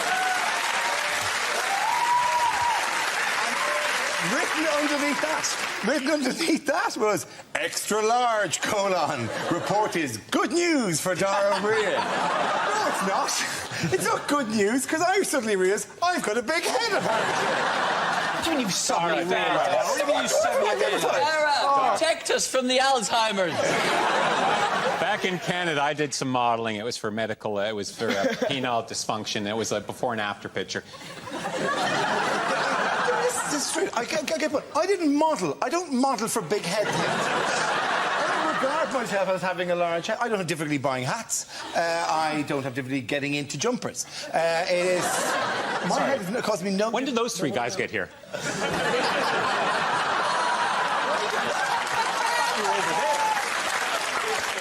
To be fair, a big head doesn't normally cause the owner a problem. It causes the owner's mother a problem. How does Have you ever seen Dara? It's smaller than my hips, for God's sake.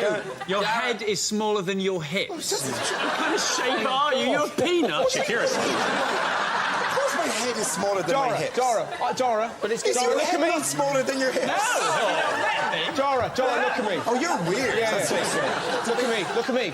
I'm going to take you to a hall of mirrors and show you how you should look. It's going to be the kid from Mars. See, look at that. It's fine. Your head is absolutely enormous. In fact, on a normal-sized head, that would be a full head of hair. But the good thing is... Are you not staying in my house tonight? When Dara opens an umbrella, it's like one of them little cocktail ones. To put in context how big it is, Dara, it has its own gravitational field. It's pulled in an entire planet behind it.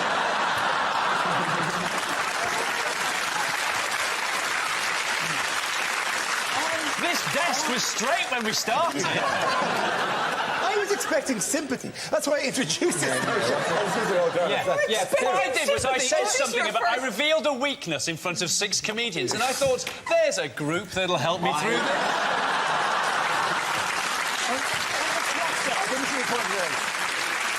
I think of you all as friends. I don't think of you as comedians.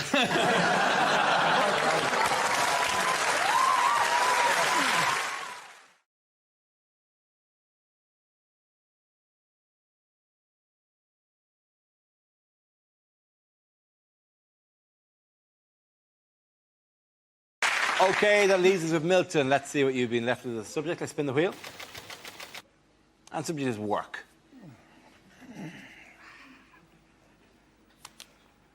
The pollen count. That's a difficult job.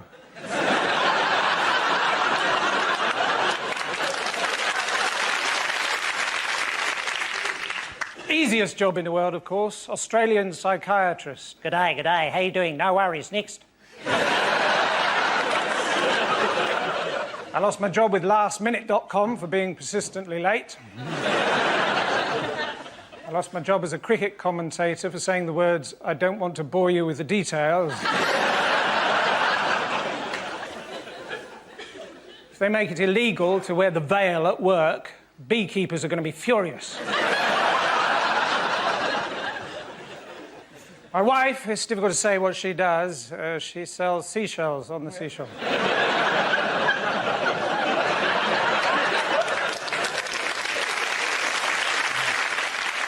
Some people say the firefighters deserve more money, but apparently a poll was taken and they all fell through a hole in the floor.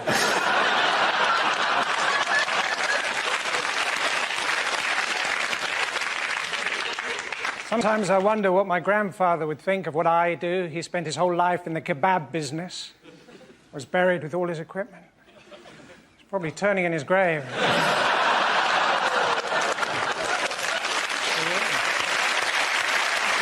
Thank you very much, ladies and gentlemen.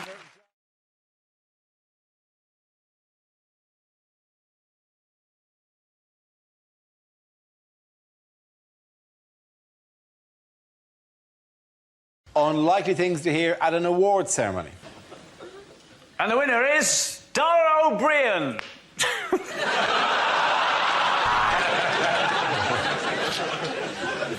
And the award for Driver of the Year goes to David Cameron for his perfectly executed U-turns.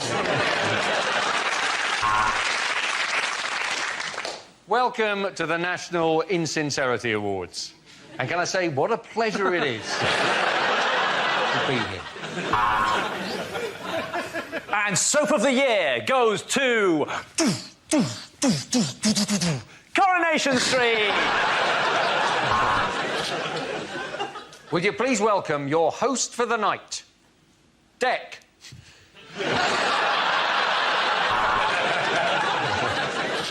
And the award for Best Actress this evening goes to John Travolta's wife.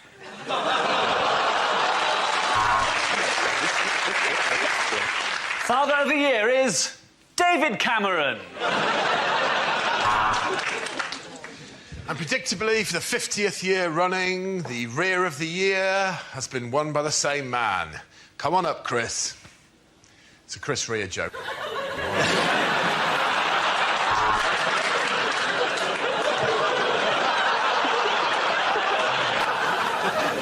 And the award for Best Film, Cling Film. Oh, that was all right, though, was it? It's bullshit, Dara. It's all politics, man. This is the point in the Psychic Awards when we like to remember those we lost next year. Well, they said it was ill-advised, but welcome to the first Witness Protection Scheme Award.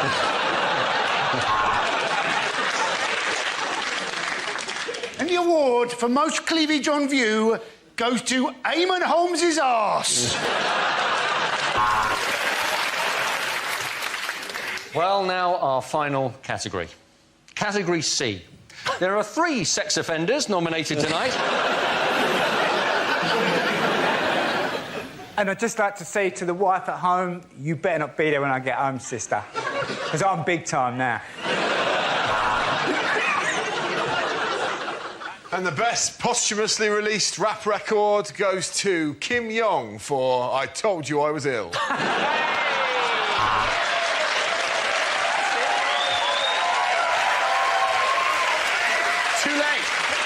late. And to present Best Film in a Foreign Language, would you please welcome Nick Griffin. And the winner of Rear of the Year goes to Chris Rea. Okay.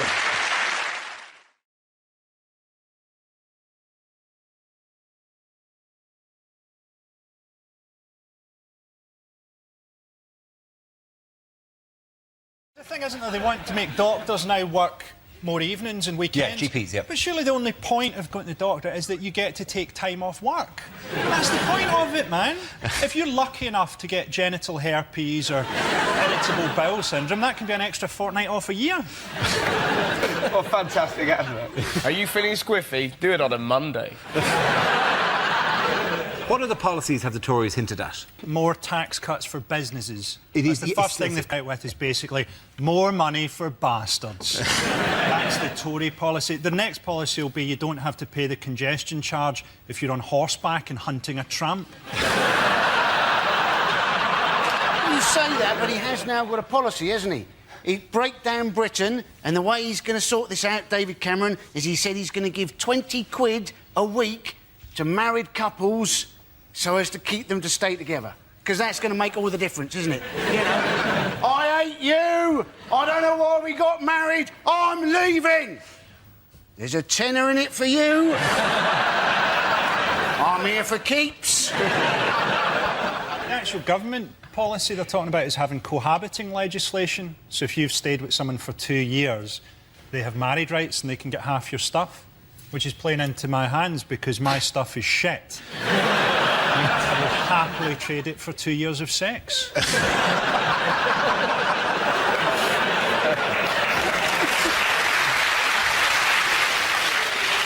How has Blue Peter managed to upset the Tories this week? Have they changed their name to Red Peter? They have not. Have they not? No, they have not. No. Is Connie Huck? It is Connie Huck, yes. Does she hate him? I don't know. Well, she would hate him. No. Yeah, I tell you who doesn't hate Connie Huck, eh, Dora? She's a good girl. Hang on. Don't mess with the hook. What does that mean? Do you fancy her? He dresses up as I've seen him do it. He dresses up as I've seen him do it. Kids TV kind of thing, and I quite like... she's getting dissed at the moment. Then. Yeah. I'm just saying she's... He loves her, he loves her. No, Look at him squirm.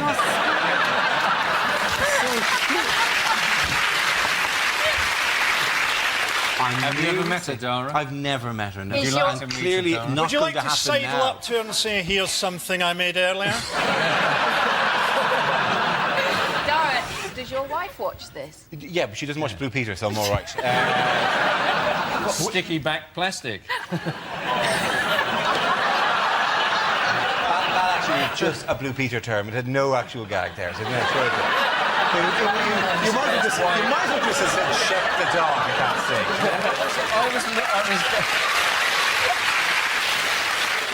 And you know why Blue Peter got grief off the Tories? Because she did this press conference that was supposedly about how cycling is good, but Ken Livingstone went on about how the Tories are shit.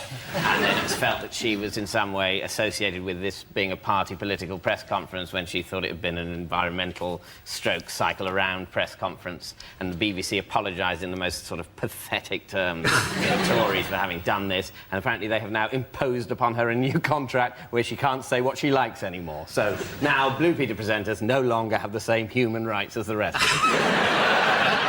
Ironically, this week on Blue Peter, they're making a voodoo doll of David Cameron. See, she's got the perfect opportunity, hasn't she? That bit where they're making a present and they go, send your parents out of the room. She can pretty much say what she likes to children, eh? Send your parents out of the room, we're making an advent calendar. Rebel by killing people and blowing shit up. That's why you don't work in kids' TV, Frankie. Essentially, she publicly expressed an opinion about cycling, which, as far as I'm concerned, she's allowed to do. At the same time, in the same room, the Mayor of London said the Tories were a bunch of bastards, which also he's allowed to do. What's the problem? The problem was that the Tory councillor believed that that was in some way showed that the BBC and Blue Peter were endorsing Ken Livingstone's push for a Lord Mayor of London next year. Do you know the way that Blue Peter viewers who are aged 8 and 14 are big voters? Some of them are 8, some of them are 14, some of them around about 35. 35. Don't mess with the hook.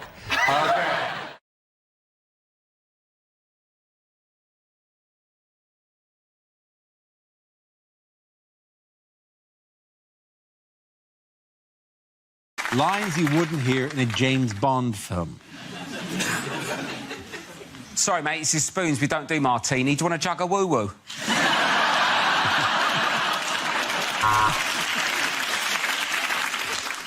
We've invented you a new phone bond. It's exactly the same as the old phone, but you need to buy a new charger. We've got the latest news on Thunderball 007. No one won last week, and it's a rollover. Mr. Bond. Welcome to this mandatory course on sexual harassment in the workplace.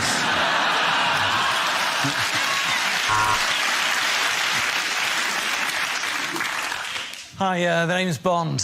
It's not actually 007, they're zeros. Otherwise, I'd be called, ooh, 7. Oh, Mr. Bond, I'm very flattered by your advances, but you are a complete stranger. You work for my enemy, and I am menstruating very heavily. Bond, meet your children, 005, 003 and 0018 months. You want my full name, of course. It's Bond. James Skipton Building Society, fixed rate, 1 year, Bond.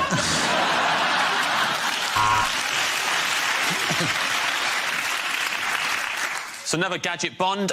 This is a way of distracting your opponents. Some light-up trainers for no reason.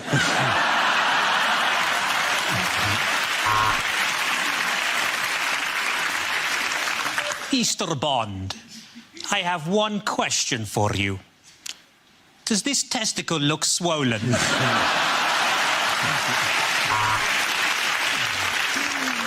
So, Mr. Bond, welcome back. How was Russia? How do you feel? Do you know what? Rested.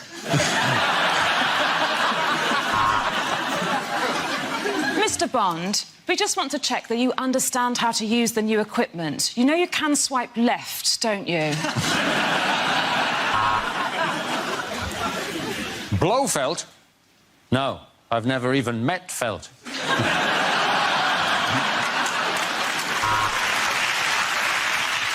This is the easiest fight on top of a train I've ever had.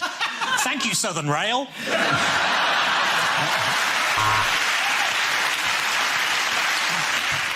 Whoa, whoa, whoa! I've got a girlfriend. No, thank you. Again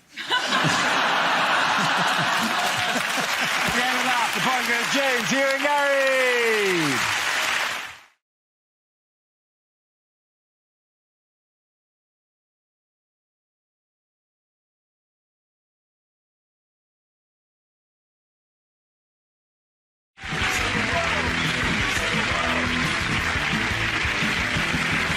Unlikely things to hear on a history documentary. The Russians had Lemsip. The Americans had night nurse. This was the Cold War.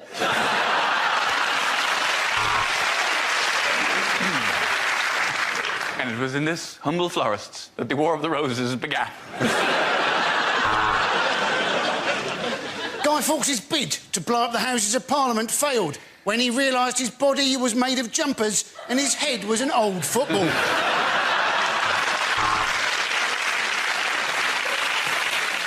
Tonight on Bruce Forsyth's History of Britain, Boadicea, Decea Bode!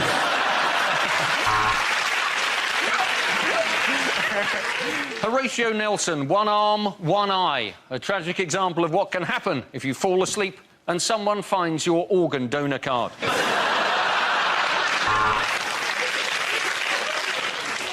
Welcome to Biggest Historical Boobs with me, Katie Price. Tonight, I intend to find out exactly what did happen to Hitler's other ball. And my search begins right here in the Albert Hall.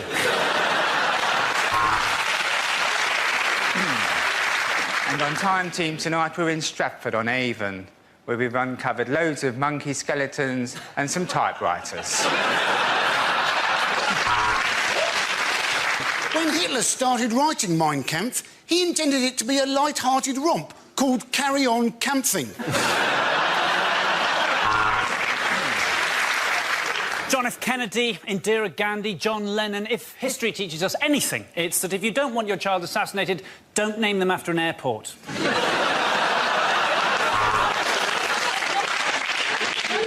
To be honest, I'm not interested in all this old nonsense, really, but since the end of Blackadder, the work's been fairly hard to come by. It's hard to believe that this crumbling old ruin presented Weakest Link for as long as she did. Of course, the Bronze Age was the third best age in history.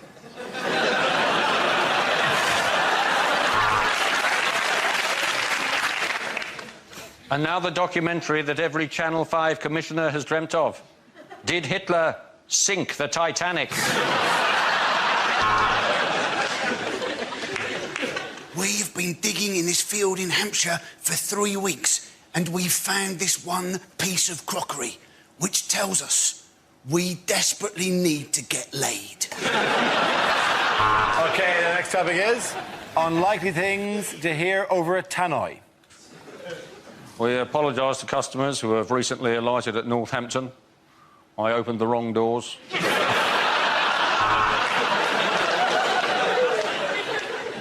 Could all the people shopping here at Asda please accept that you are piss poor?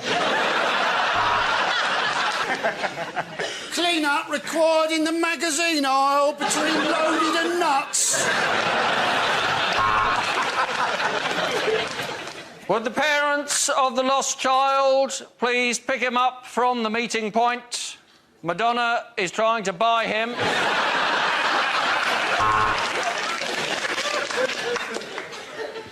I'd like to remind customers that our special offer this week is 100% off German bean sprouts. If you would like to upgrade to first class, then you should have worked harder at school and got a better job. Could the small boy holding the owl stop running at the wall between platforms 9 and 10?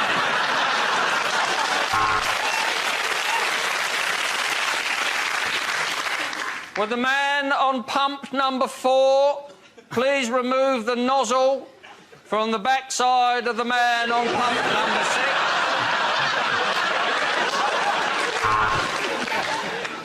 Could the owner of the Ford Fiesta 1100 in the car park with the tinted windows and the go faster stripes sort your life out, mate, will you?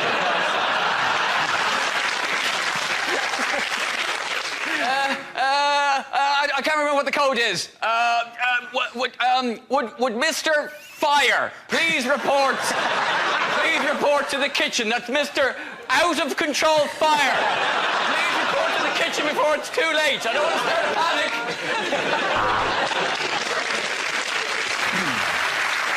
The train now approaching platforms 3, 4 and 5 is the derailed train from Swansea. Would the owners of a black Jaguar please move it as it's attacking the customers? This is your captain speaking. You can now turn on your mobile phones as you'll need to text your loved ones goodbye as they plummet into the sea. Things you wouldn't hear at a school assembly. OK, today we're going to have a special outing. So, Miss Williams, if you'd like to tell everybody why you're a lesbian.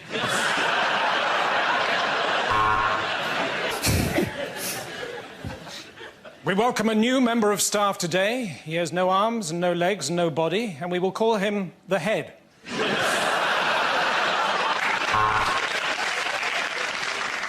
Would whoever's milkshake is bringing all the boys to the yard please stop it? I'm sorry to keep you waiting, boys and girls. I've just had a shit the size of a baby seal. If you are found in possession of cocaine, you will be given 100 lines. No, wait. And today in the after-school club, we're going to be using paper mache to make a mother that actually loves you enough to pick you up at 3 o'clock. I'm delighted to say that during the summer holidays, Mr. Wang married Miss Kerr.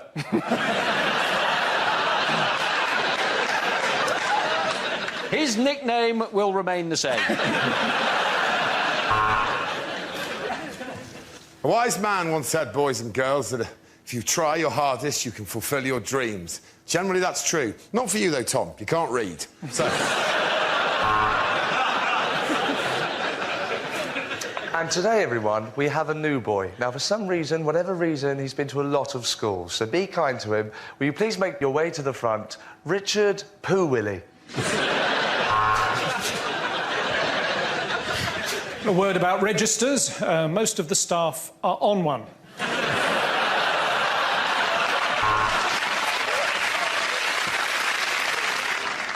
So that is how you put on a condom. But, sir, shouldn't you have used a cucumber? Not with that E. coli kicking around. Sorry I'm late. I just had a bit of a run-in with an interactive whiteboard. It told me to fuck off. I've had all your mums. The next topic is unlikely things to hear on a TV talent show. Tonight, I'm going to be climbing a step ladder.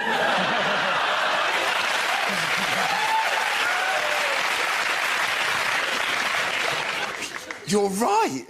I can't sing. Thanks. I'd like to dedicate this song to a friend of mine who was run over last week and is in hospital. The wheels of the bus go round and round, round and round. I've got an ability that no one on this planet has. That's ant, that's deck. It was like Elvis was in the building. You're fat and there's a stench of death.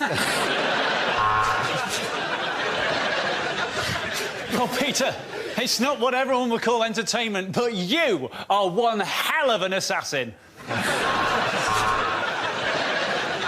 I thought you hit the high notes really, really well. Be interesting to see if you can still do that when I haven't got your nuts in a clamp.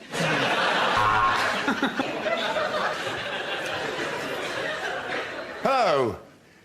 Where's my double act partner? Oh, he's in here.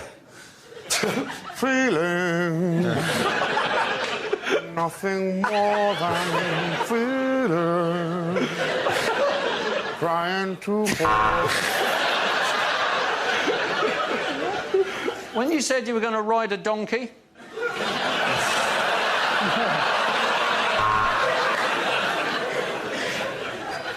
Yes, I have been on the show before.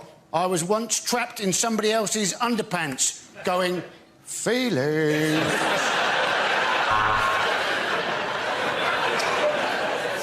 That was an exceptional performance, and the way that you have overcome your blindness is truly inspirational, but this is a chip shop, the X Factor audition. I'm going to be honest with you. I think you're all terrible, OK? All of you, you're completely dreadful. I don't know what you're doing. Especially you, Hasselhoff. What have you done since Baywatch?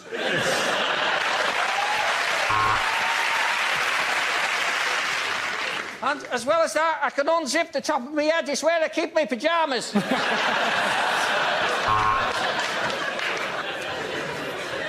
I know you said you were a Gary Glitter tribute act, but we weren't expecting you to do that. Unlikely questions from this year's exams.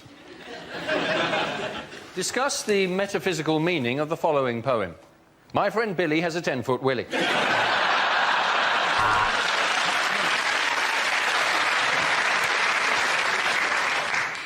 Would you like this exam to be A, multiple choice, or not? The Bronte sisters.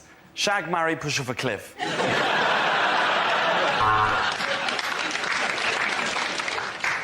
Discuss the following. The Nazis got all their ideas from the History Channel. Who was the chap in the A team who would not get on the aeroplane? Was it A, B, or B, A?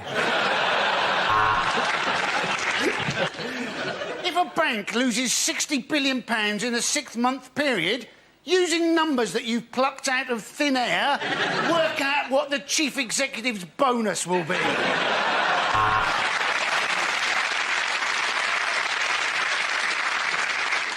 Napoleon, a small man or a long way away?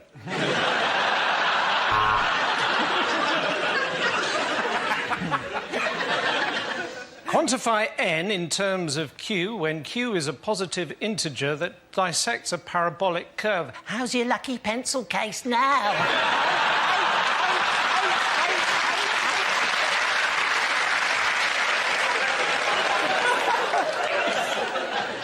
What's the name of that round thing that they throw in the Olympics?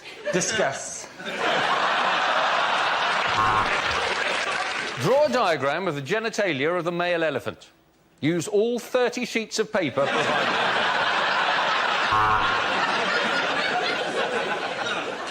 Biology. Without singing, what is the knee bone connected to? Explain the use of juxtaposition in Macbeth Alternatively, write down everything you know about Macbeth in a blind panic because you've got no idea what the word juxtaposition is. Drama. Question 1. What was it that first made you want to become a waiter?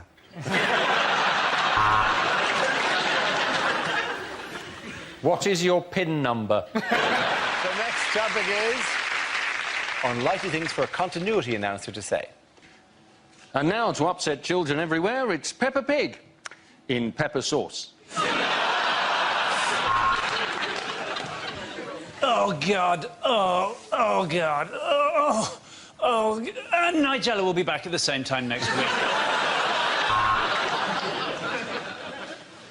Up next, Ryan Giggs appears on Footballers' Wives. Next up on Channel 4, live from Switzerland, it's Come Die With Me.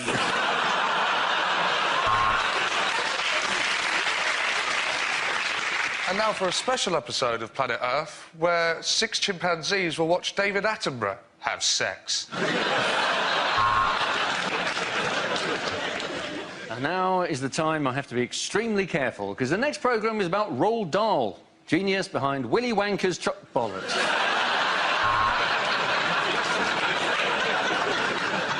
Next on the History Channel, World War II in colour. Look away if you don't want to know how it ends. Just to clear up some confusion for our regular viewers, ITV 2+1 is not the same as ITV3.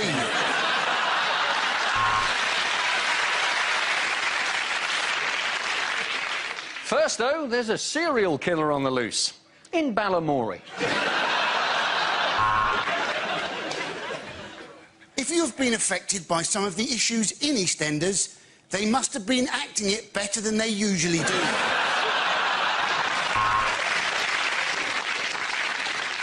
And now, Gordon Ramsay's Kitchen Nightmares for the hard of hearing.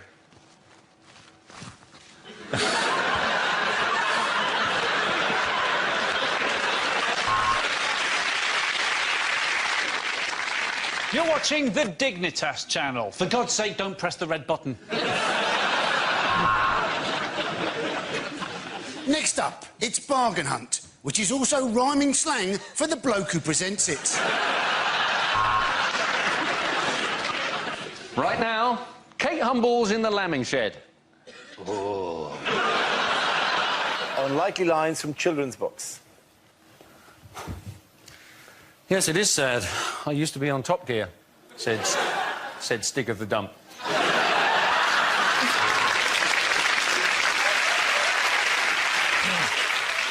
Jack, do you have any more of those beans?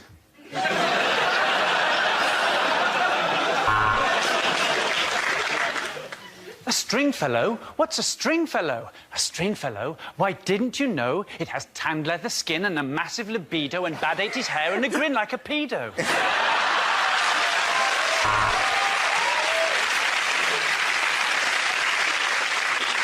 This little piggy went to market, and this little piggy stayed at home, and this little piggy went and died horribly of swine flu.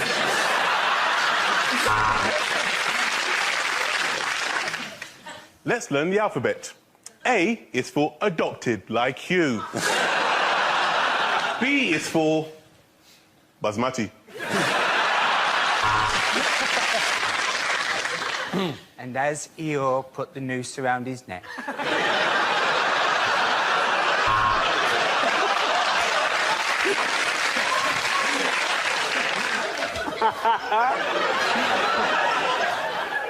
No, I don't think you should shave, Bilbo, said Frodo.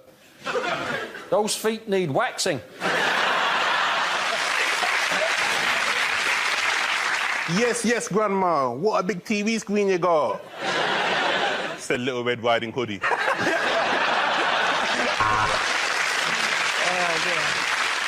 Who's been sleeping in my bed? Said Daddy Bear.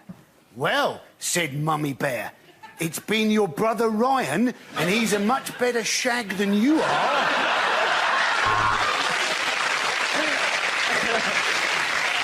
I want to go to Tottenham, said Max. That's where the wild things are. The Lion, the Witch and the Wardrobe, or as we like to call them, the Sugar Babes.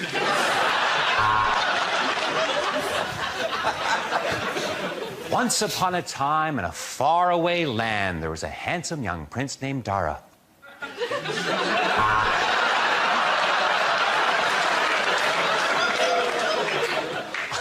Where's Gaddafi? The railway children gesticulated wildly at the driver. You've left us behind, you wanker!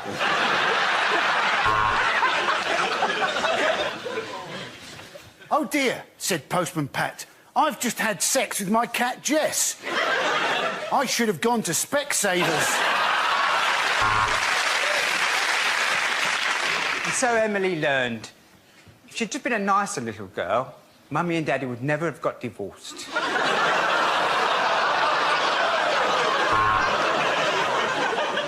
Do you know what? Said the very hungry caterpillar. This gastric band has changed my life.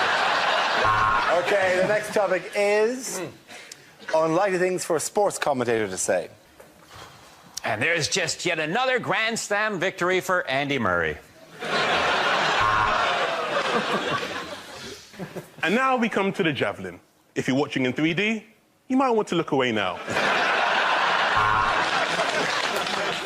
And here we are at the women's football, but while you're enjoying the game, please spare a thought for all the men at home who are going without dinner this evening.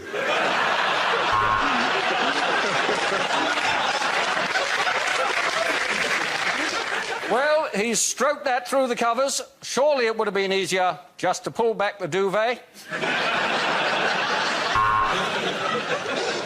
And here at the British Grand Prix, we've already had a couple of fatalities. Yes, 2 of the crowd have died of boredom. Lewis Hamilton is 3 seconds ahead, but there's trouble at turn 17 as Dastardly and Muttley have dug a pit. I'm here at the Green Court Bowls, and I've started cutting myself.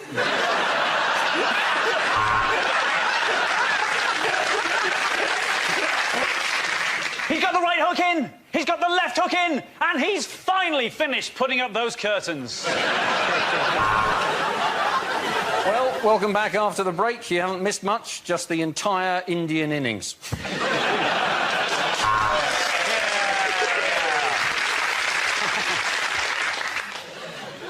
Now let's go back to Henley, where Claire Balding is standing with 2 cocks.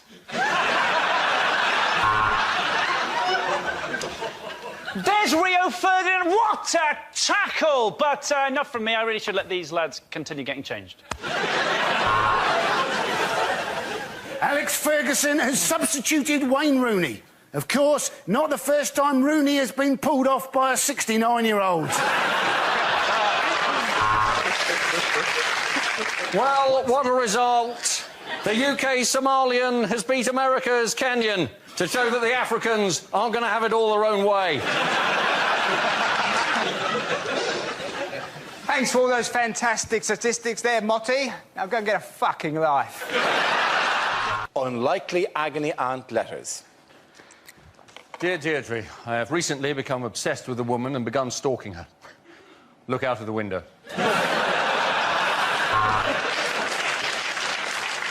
My partner won't give me oral sex, which is really annoying, because that's the only reason I formed the coalition with him in the first place.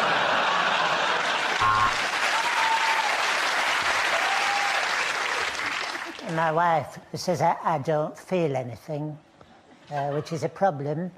And there was something else. Oh, yes, I'm on fire.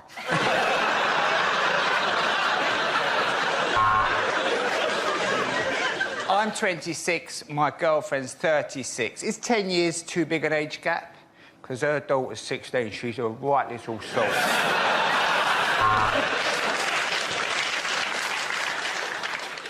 I have recently met a woman who makes me feel young again. She's 167. Dear Deirdre, I'm from Nigeria, and I'm fed up of Mickey Flanagan mocking my accent.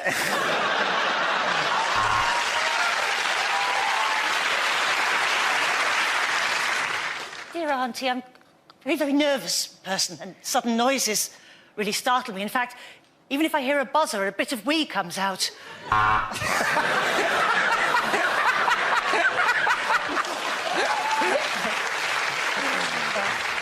mates are all getting into drugs, but I don't know what to do.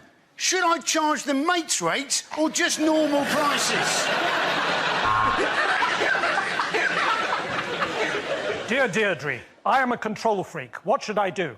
I'll tell you what I should do. I am 96, but I'm convinced that young women fancy me. Do I have penile dementia?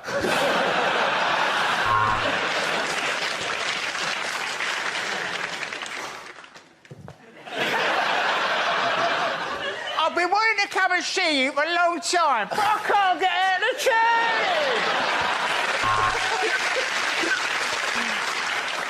I am a man trapped inside the body of a woman. Could you tell us, please, how to get out of position 43 of the Kama Sutra? I work in the public sector, and I'm really, really, really worried about my pension.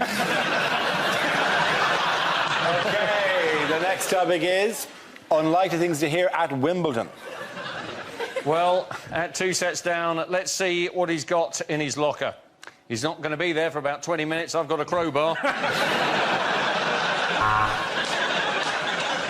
Serena Williams has been seeded. You've got to admire the bravery of that bloke. Hello, I'm Sue Barker. You may remember my father, Chew Barker.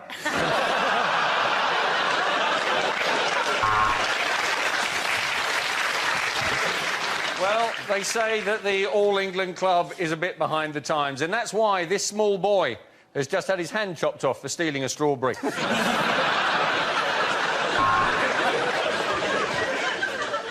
I am a tennis umpire and gay, and it wasn't easy to come out.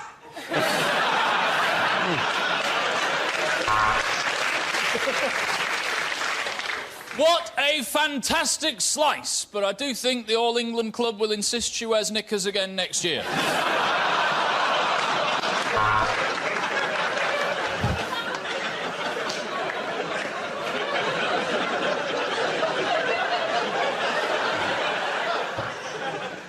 Fuck off, Tim! Well, how did the umpire get up there? I think he must have used a Sepp Blatter.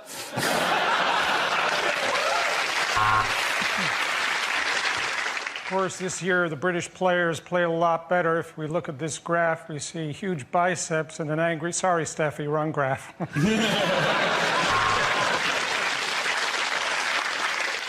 And for any of our Scottish viewers, what you can see there in that glass of Pimm's is fruit. Andy Murray here. Andy Murray not being able to make it here today, but we do have his cab driver on the other line. Can you tell us what's occurred? I can't get out of the chair!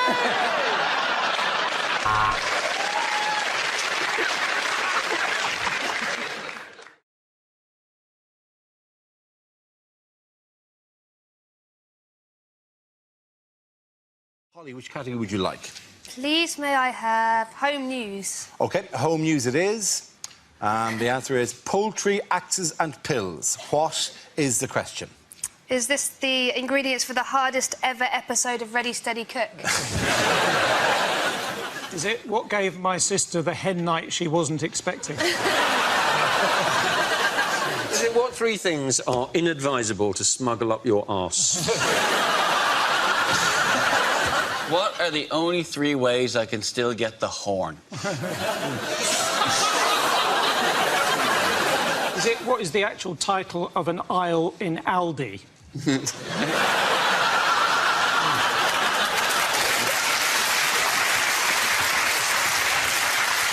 Is it what accessories come with the Charlie Sheen action figure? What 3 things do you need if you're going to cook cock o' Valium?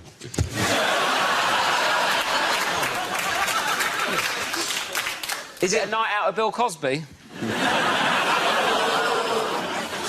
Is it what respectively makes you a threat to vegans, trees and headaches? Triple threat. Is it what ingredients does Heston Blumenthal need to make a lemon meringue pie?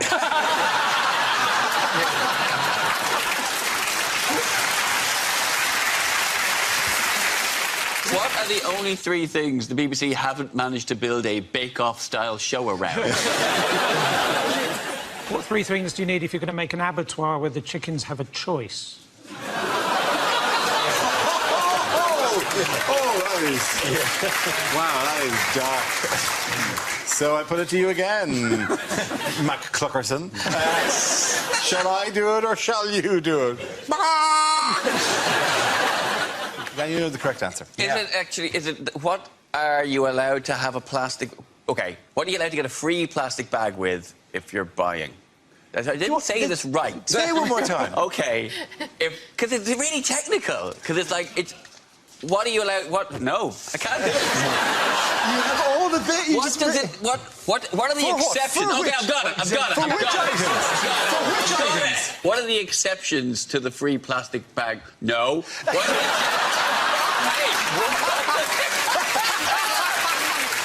Yeah, I've got it! Okay. What 3 products would exempt you from the 5p charge on a plastic bag? That's absolutely right. I was going to say that! Yes. Unlikely agony aunt letters. Dear Deirdre, why does semen make you fat?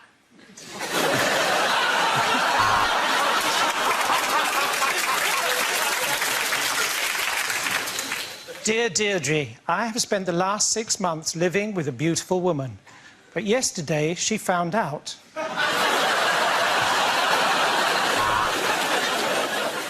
Dear Deirdre, I swear Eastern European meerkats are trying to sell me car insurance. Am I going mad?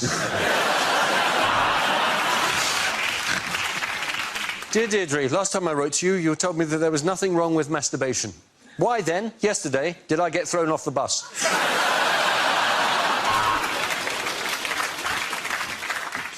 My girlfriend's livid because I got drunk and did a shit on the roof. Please tell me, how can I wipe the slate clean?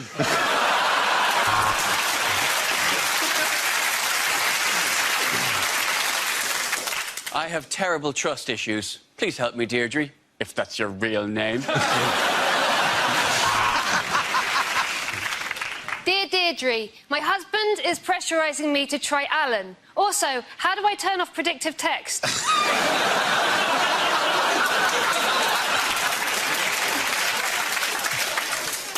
Dear Deirdre, I have just bought a diesel VW and I am fuming.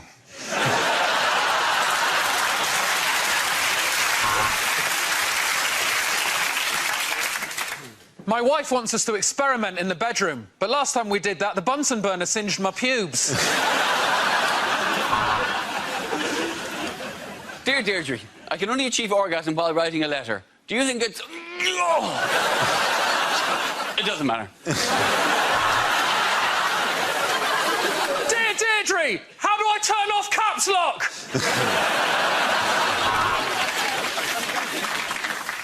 Dear Deirdre, look, I'm not going to beat around the bush. Is there any other tips on satisfying my wife?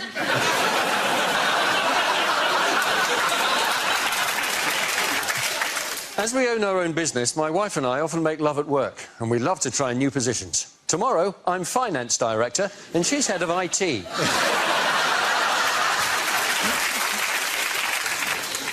Dear Deirdre, I have a mole on the end of my penis. How much trouble am I in with the RSPCA?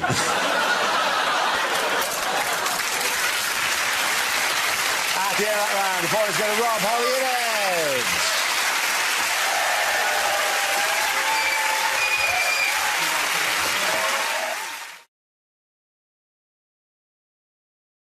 Bad things to say at a job interview. What can I bring to the job? A burning hatred of the West, a hook for a hand and a pilot's licence.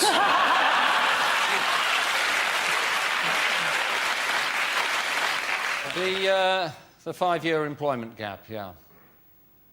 I was canoeing.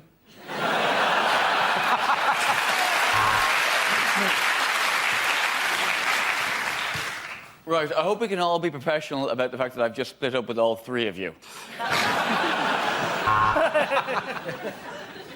I'm really only here because I'm hoping to slip on a wet floor and then fall off a ladder. Yes, I've had a few changes of address, Wormwood Scrubs, Broadmoor, but for the last 3 months I've lived in your air conditioning. I'm really into diversity. In my last team, I made sure that we had a black, a fruit and a fatty. I have always wanted to work in a motel. I'm telling them, Mother, I'm telling them. This job would be a great opportunity for me to steal a shitload of stationery. Hey, I remember you from the dungeon. How you doing? It's me, Gimpy Terry.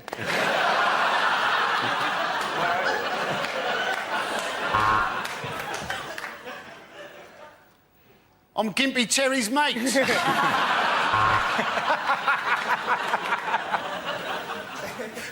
Sum myself up in 3 words. I suppose it would have to be killer alien vagina.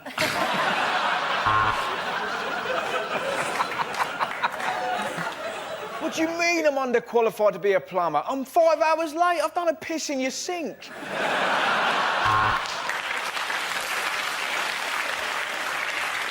When can I start? Yesterday, but I can only work till today. 9 till 5, 9 till 5. My medication wears off at 3.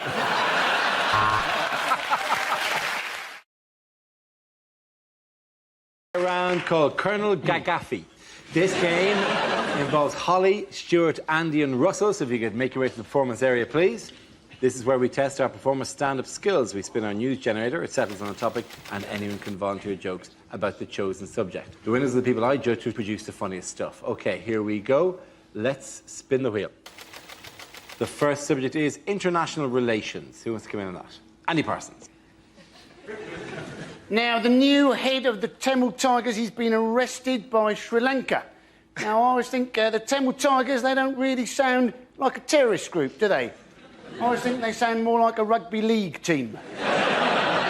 It seems that even the terrorists are resorting to marketing techniques to try and get more members. Are we soon going to have the Al-Qaeda rhinos? Will it be the Israeli Broncos against the Hamas Cowboys? Maybe it's not even the real IRA. Maybe it's Real IRA. Thank you very much, Andy Parsons. OK, let's spin the wheel again. Subject is dating. Who wants to come in on that? Holly. My favourite way of meeting people at the moment is this thing called Close Encounters, or I Seek You. You might have seen this. It's the people who text into the free newspapers. And they go things like, I was the girl in the grey jacket. You were the guy reading the book on the train. Call me. Have you seen these? I saw one the other day that said, I was the guy in the skin-tight orange vest top. You were the girl pointing and laughing. Call me. I was the guy in the tweed jumpsuit. You were any woman. Call me. My friend works for the only newspaper in Guernsey, and she said they tried to run one of those I Seek You columns, but they had to drop it after a week, because it was like, I was the guy in the white apron, and everyone's reading it going, oh, that'll be Dave. There's only 7 people on this island, you stalker. Thank you very much, Charlie. OK, that leaves it with Stuart and Russell. Let's spin the wheel. The next topic is the Consumer Society. Russell. It's all a bit much, isn't it? I went into a shop the other day that said, why not try a guilt-free wrap? You're like, don't make sandwiches evil. Sandwiches are lovely. The bacon sandwich, one of the loveliest things in the world. What is a bacon sandwich? Essentially, it's bread giving a dead pig a cuddle. It's a lovely thing. I love you, Mr. Pig. Why do the Jews hate me? It's lovely. I was really down about it, and then I saw this wonderful thing that I think could only happen in the West Country. The bloke behind the counter in this shop yawned. The bloke in front of him, who did not know him, popped his finger in his mouth and went, ooh, yawn rape, and I nearly died. I had never seen a yawn rape, and now you've learned about it, you can't not do it. You'll be on a bus, you'll see an old yawn rape, you can't help it. Did the bloke behind the counter headbutt him? No, he didn't. The bloke behind the counter giggled and went, "It's a good job I didn't fart, wasn't it?" And you're sat there going, well, the world is a better place. Thank you very much, Russell.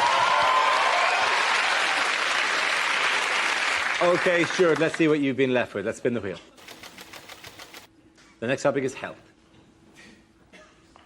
Oh, that was a long walk. OK, health. Money-wise, I'm set for life, provided I die next Tuesday. Ladies, I wasn't circumcised, I was circumnavigated.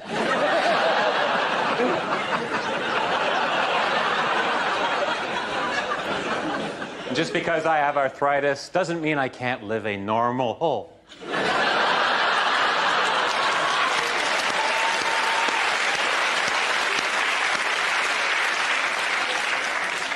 I'm a paranoid schizophrenic, but you know what they say.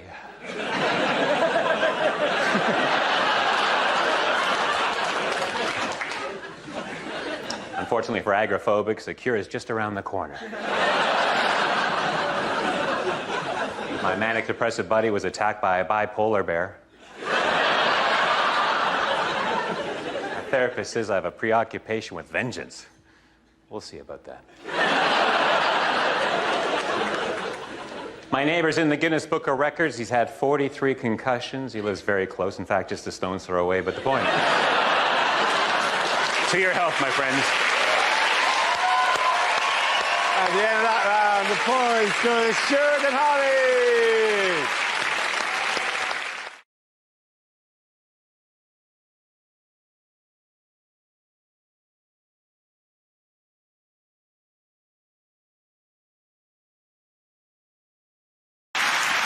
Yes, and the question I was looking for is how long was Major Tim Peake on the International Space Station before he returned to Earth this week? Yes, there he's in a deck chair, not doing a tap.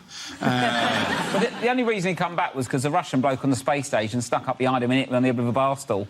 I watched the news report about it, but I'm hard of hearing, so I used the subtitles, and it genuinely said that he was up in space for 6 months without gravy, and it took me ages to realise they meant gravity. To be fair, he was without both, and I couldn't do it, you know. I mean, there's that anti-gravy machine they have. Simpson. So I just realised there's a fucking box under my... No wonder I've got no space. Look at this. What is it? Just found that. The old sharpening guy, it's a bit tight down here, isn't it? What artefacts have you discovered? I don't know. And I've dropped my drink. This is an absolute nightmare. I've done the carpet, I'm afraid. He set a lot of records while he was in space, didn't he, Tim Peake? He did. But it was kind of like, once he got into space, that was the hard part, and then just everything he did, he was the first person to do it in space. It was just like, he was the first person to get on the New Year's Honours list in space. He was the first person to do a marathon in space. It's just, once you get into space, that's you. It's like, if I got into space, I could set records for first man to clean his glasses on his underpants.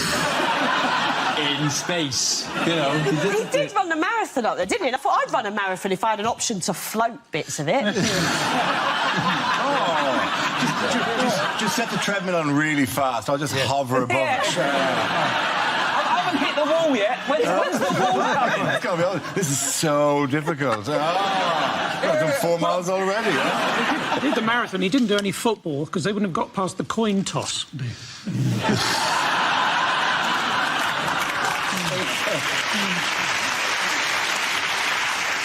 What did he do up there? He did experiments up there. He basically did media. Oh, he didn't have the time to do experiments. Media. He did 6 months of experiments. What experiments did he do? 250 different experiments of different things in zero gravity, yeah. Robbie is a decent guy. If anything, Americans are watching it, though. I mean, it's incredibly, you know, we're excited, but the Americans must be watching it going, you are literally 40 years behind us. There were Americans as well, you know, on this. That's all the Americans are doing as well. Are you going to shut down every comical notion we bring to you now? Yes, but he's in space, so leave him alone. Respect the spaceman. I love science, and everything's OK because it's science. I think not have a joke said about astronauts. Just because he's gone up there and done experiments, I don't know exactly what they are, I've just been told. You think he's bluffing that actually... He's on a blank, mate.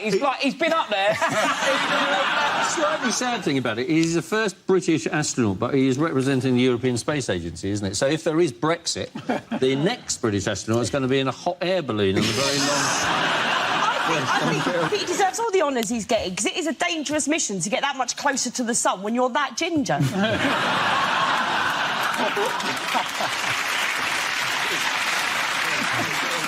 It was sort of ridiculous that when the guy from the European Space Agency said, well, you know, how will he feel? He said, well, I think he's going to be a bit shocked by gravity.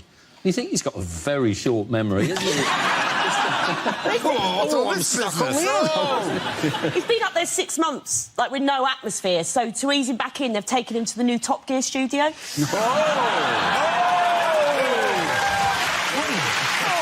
that, Chris Evans! The first comment when it came out was that the Earth smelt really strongly of Earth, and everybody sort of shuffled and come to and went, that's just Kazakhstan. I like the way he said, I'm looking forward to spending some time with my wife and having my first shower for 6 months. Like, other way round, mate. That's it. Unless she likes him a bit gamey. So I'm the other way round. So how do they wash in space? They get a cloth. They wash just with a cloth. cloth. With a cloth, yeah. Dirty bastard. Just there. So would you like to go in space? Yeah, no, it's really... I found... Oh, hello. Jesus Christ. What are the fucking flies? Oh, Tim Peake's not here, is he? Smelly bastard Tim Peake's not turned up with us.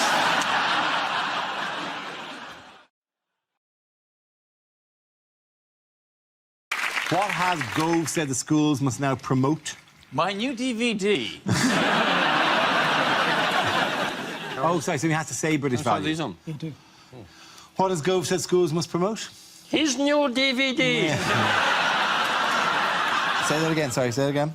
His new DVD. No, not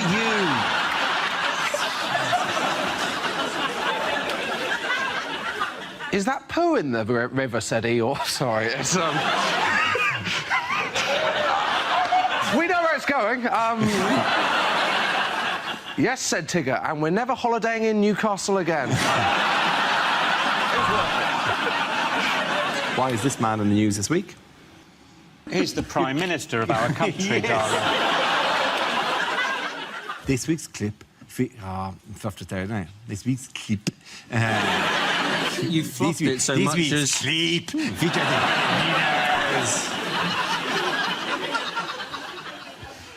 So what do you want to know about me? I like reading, cinema, socialising with friends and a cheeky farm up the arse. Farm up the arse. That's always funny, isn't it? How would a farm up the arse never not so? I don't know. I can think of a lot of circumstances where it's not the least funny thing in the world at home with the arse. Yeah, true. I've forgotten. The topic is animals. Who wants to come in? That's Romish. There's no one there. How shit would you be in the cast of the new Star Wars film?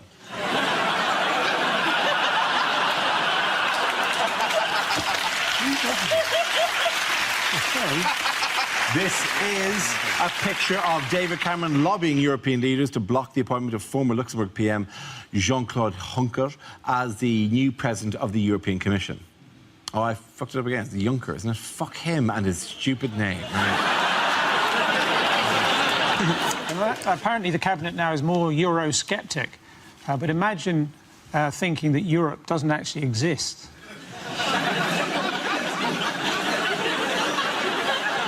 I mean, I had a near Europe experience once when I was on holiday in Kent. I found myself walking along a tunnel towards the light. In the end, someone said, bonjour. That's so unfair, I thought I led a good life.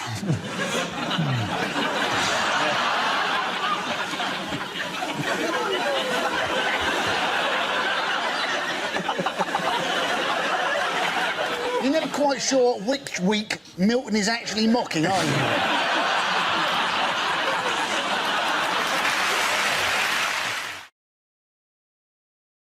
It's called Prime Minister's Questions. For the purpose of this game, I'll be the Speaker of the House of Commons. Rory, you're going to take on the role of Tony Blair. David and Joe, you're his Labour front bench colleagues. Hugh, you'll be Conservative leader with your front bench, which is, of course, Frankie and John. You'll be taking a small story but treating it as if it's the heavyweight issue of the week. To start, I'd like to ask the Prime Minister for the government's reaction to the news that farmers have launched a campaign to get the term couch potato removed from the Oxford English Dictionary. They say the phrase makes the vegetable seem unhealthy and is bad for its image. Prime Minister? Yeah, Mr. Speaker, the House will wish to be informed of the campaign by the British Potato Council to have the words couch potato. I say potato. You may say potato, but we say potato. Well, you know... Well, in which case, let's call the whole thing off. Thank you. Can I congratulate the Prime Minister on his treatment of the word couch potato? My colleagues and I believe that the phrase couch potato, along with others such as sofa turnip and armchair carrot, are nothing less than an incitement to vegetable hatred. Well, I think, you know, I would accept those comments, but I would also, if I might, point out that the removal of words from the dictionary is actually not a new phenomenon. I myself have removed the word socialism. The words trade union have also been removed, and last time I looked in the dictionary to find the words weapons of mass destruction, I couldn't find them. Aren't there other words that it would be better for farmers to take out of the dictionary? Words such as over-subsidised and sheep-shaggers. And talking of over-subsidised, what is the government going to do about the enormous number of French fries which may appear in this country, along with Swedes and sprouts from Brussels?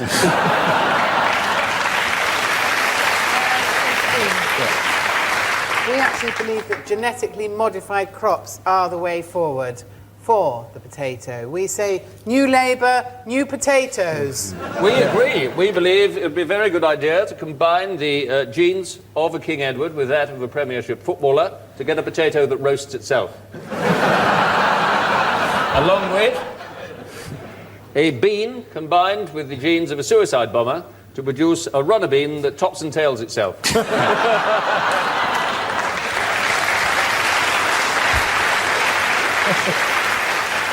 The party opposite can trade potato puns as long as they like, but when the chips are down,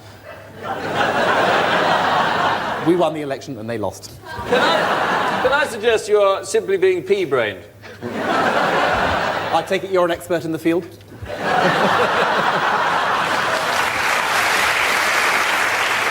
I certainly have ploughed that particular furrow yet. You see, I mean, this is... Yeah, oh yeah. Huh? I can't think that you've gone to seed. No. All right. You know, I tell you, I look at the party opposite, and what do I see? I see 1 potato, 2 potato, 3 potato, 4. What will the party opposite do about the disputed territory of Kashmir?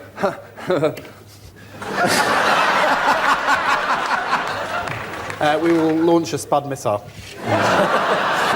These ideas are half-baked. That's enough. And the winner of that round is Hugh.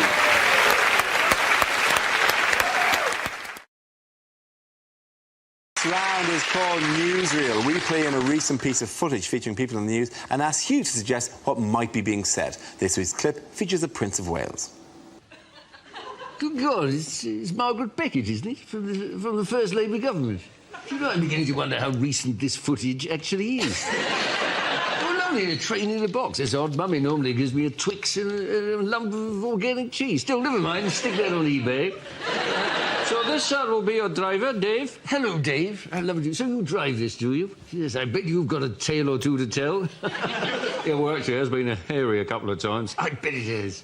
Yes. Do you know, I quite fancy doing your job. Yes, and I quite fancy doing your job. Well, that's not going to fucking happen, is it? Can I have a go? No, I'm afraid it's against regulations. Is it? Is it? Now, Dave, think very carefully. Yes, I think that's the right answer. Nobody wants to be force-fed organic biscuits. Anyway, let's have some fun. This is an impression. This is the British economy. It's going backwards. Yes, I'm here all week. Don't worry, I understand about trains. Now tell me, Dave, can this go sideways? It's backwards and forwards. Why don't we just concentrate on driving the train? So just push the lever forward if you could. It's a lever, is it? I thought it was an enormous licorice all-sort. What do? Just push it forward, do I? Oh, yes, look, we're going. Well, this is a piece of piss day. I'm stealing a living. Yes. Oh, wait a minute. Hang on, my arm's stuck. I think... Hang on, Dave, my arm's locked. David, my arm... Dave, my arm... I can't stop. My arm's locked. His arm's locked. My arm's locked. I can't... Oh, my God, where are the brakes? Where are the brakes? They're out of control. I can't stop it. Got you there, didn't I, Dave? I tell you... Well done, you got us.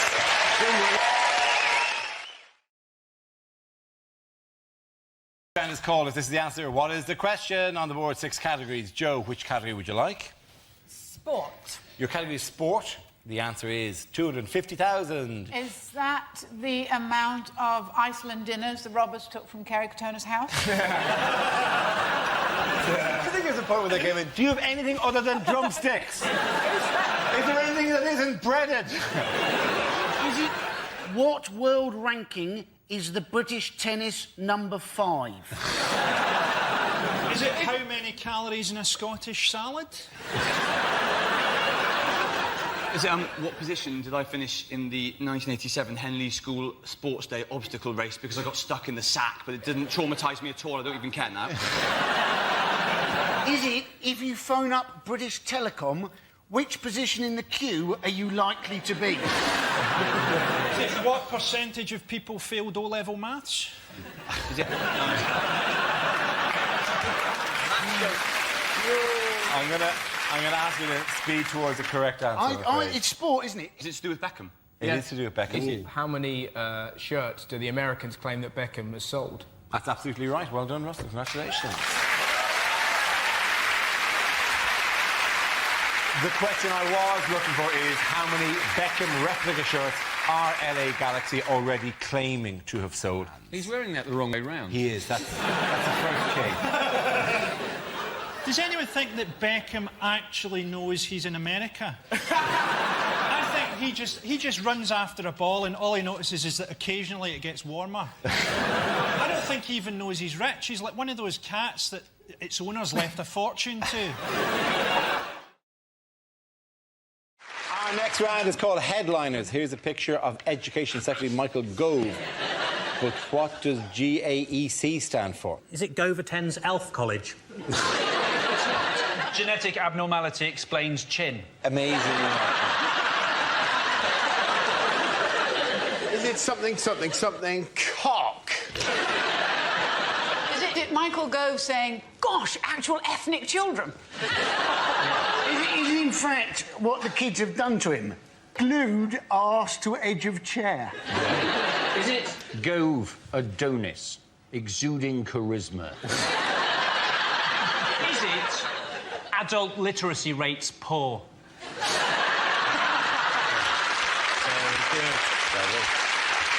Gollum advises Earth children. Is it Grindr adventure ends catastrophically?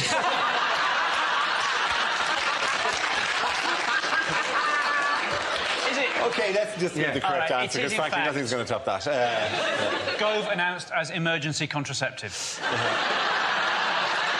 Let's have the correct answer, please. It's going to be something about Gove announces exam change. Very good. Thank you very much. You get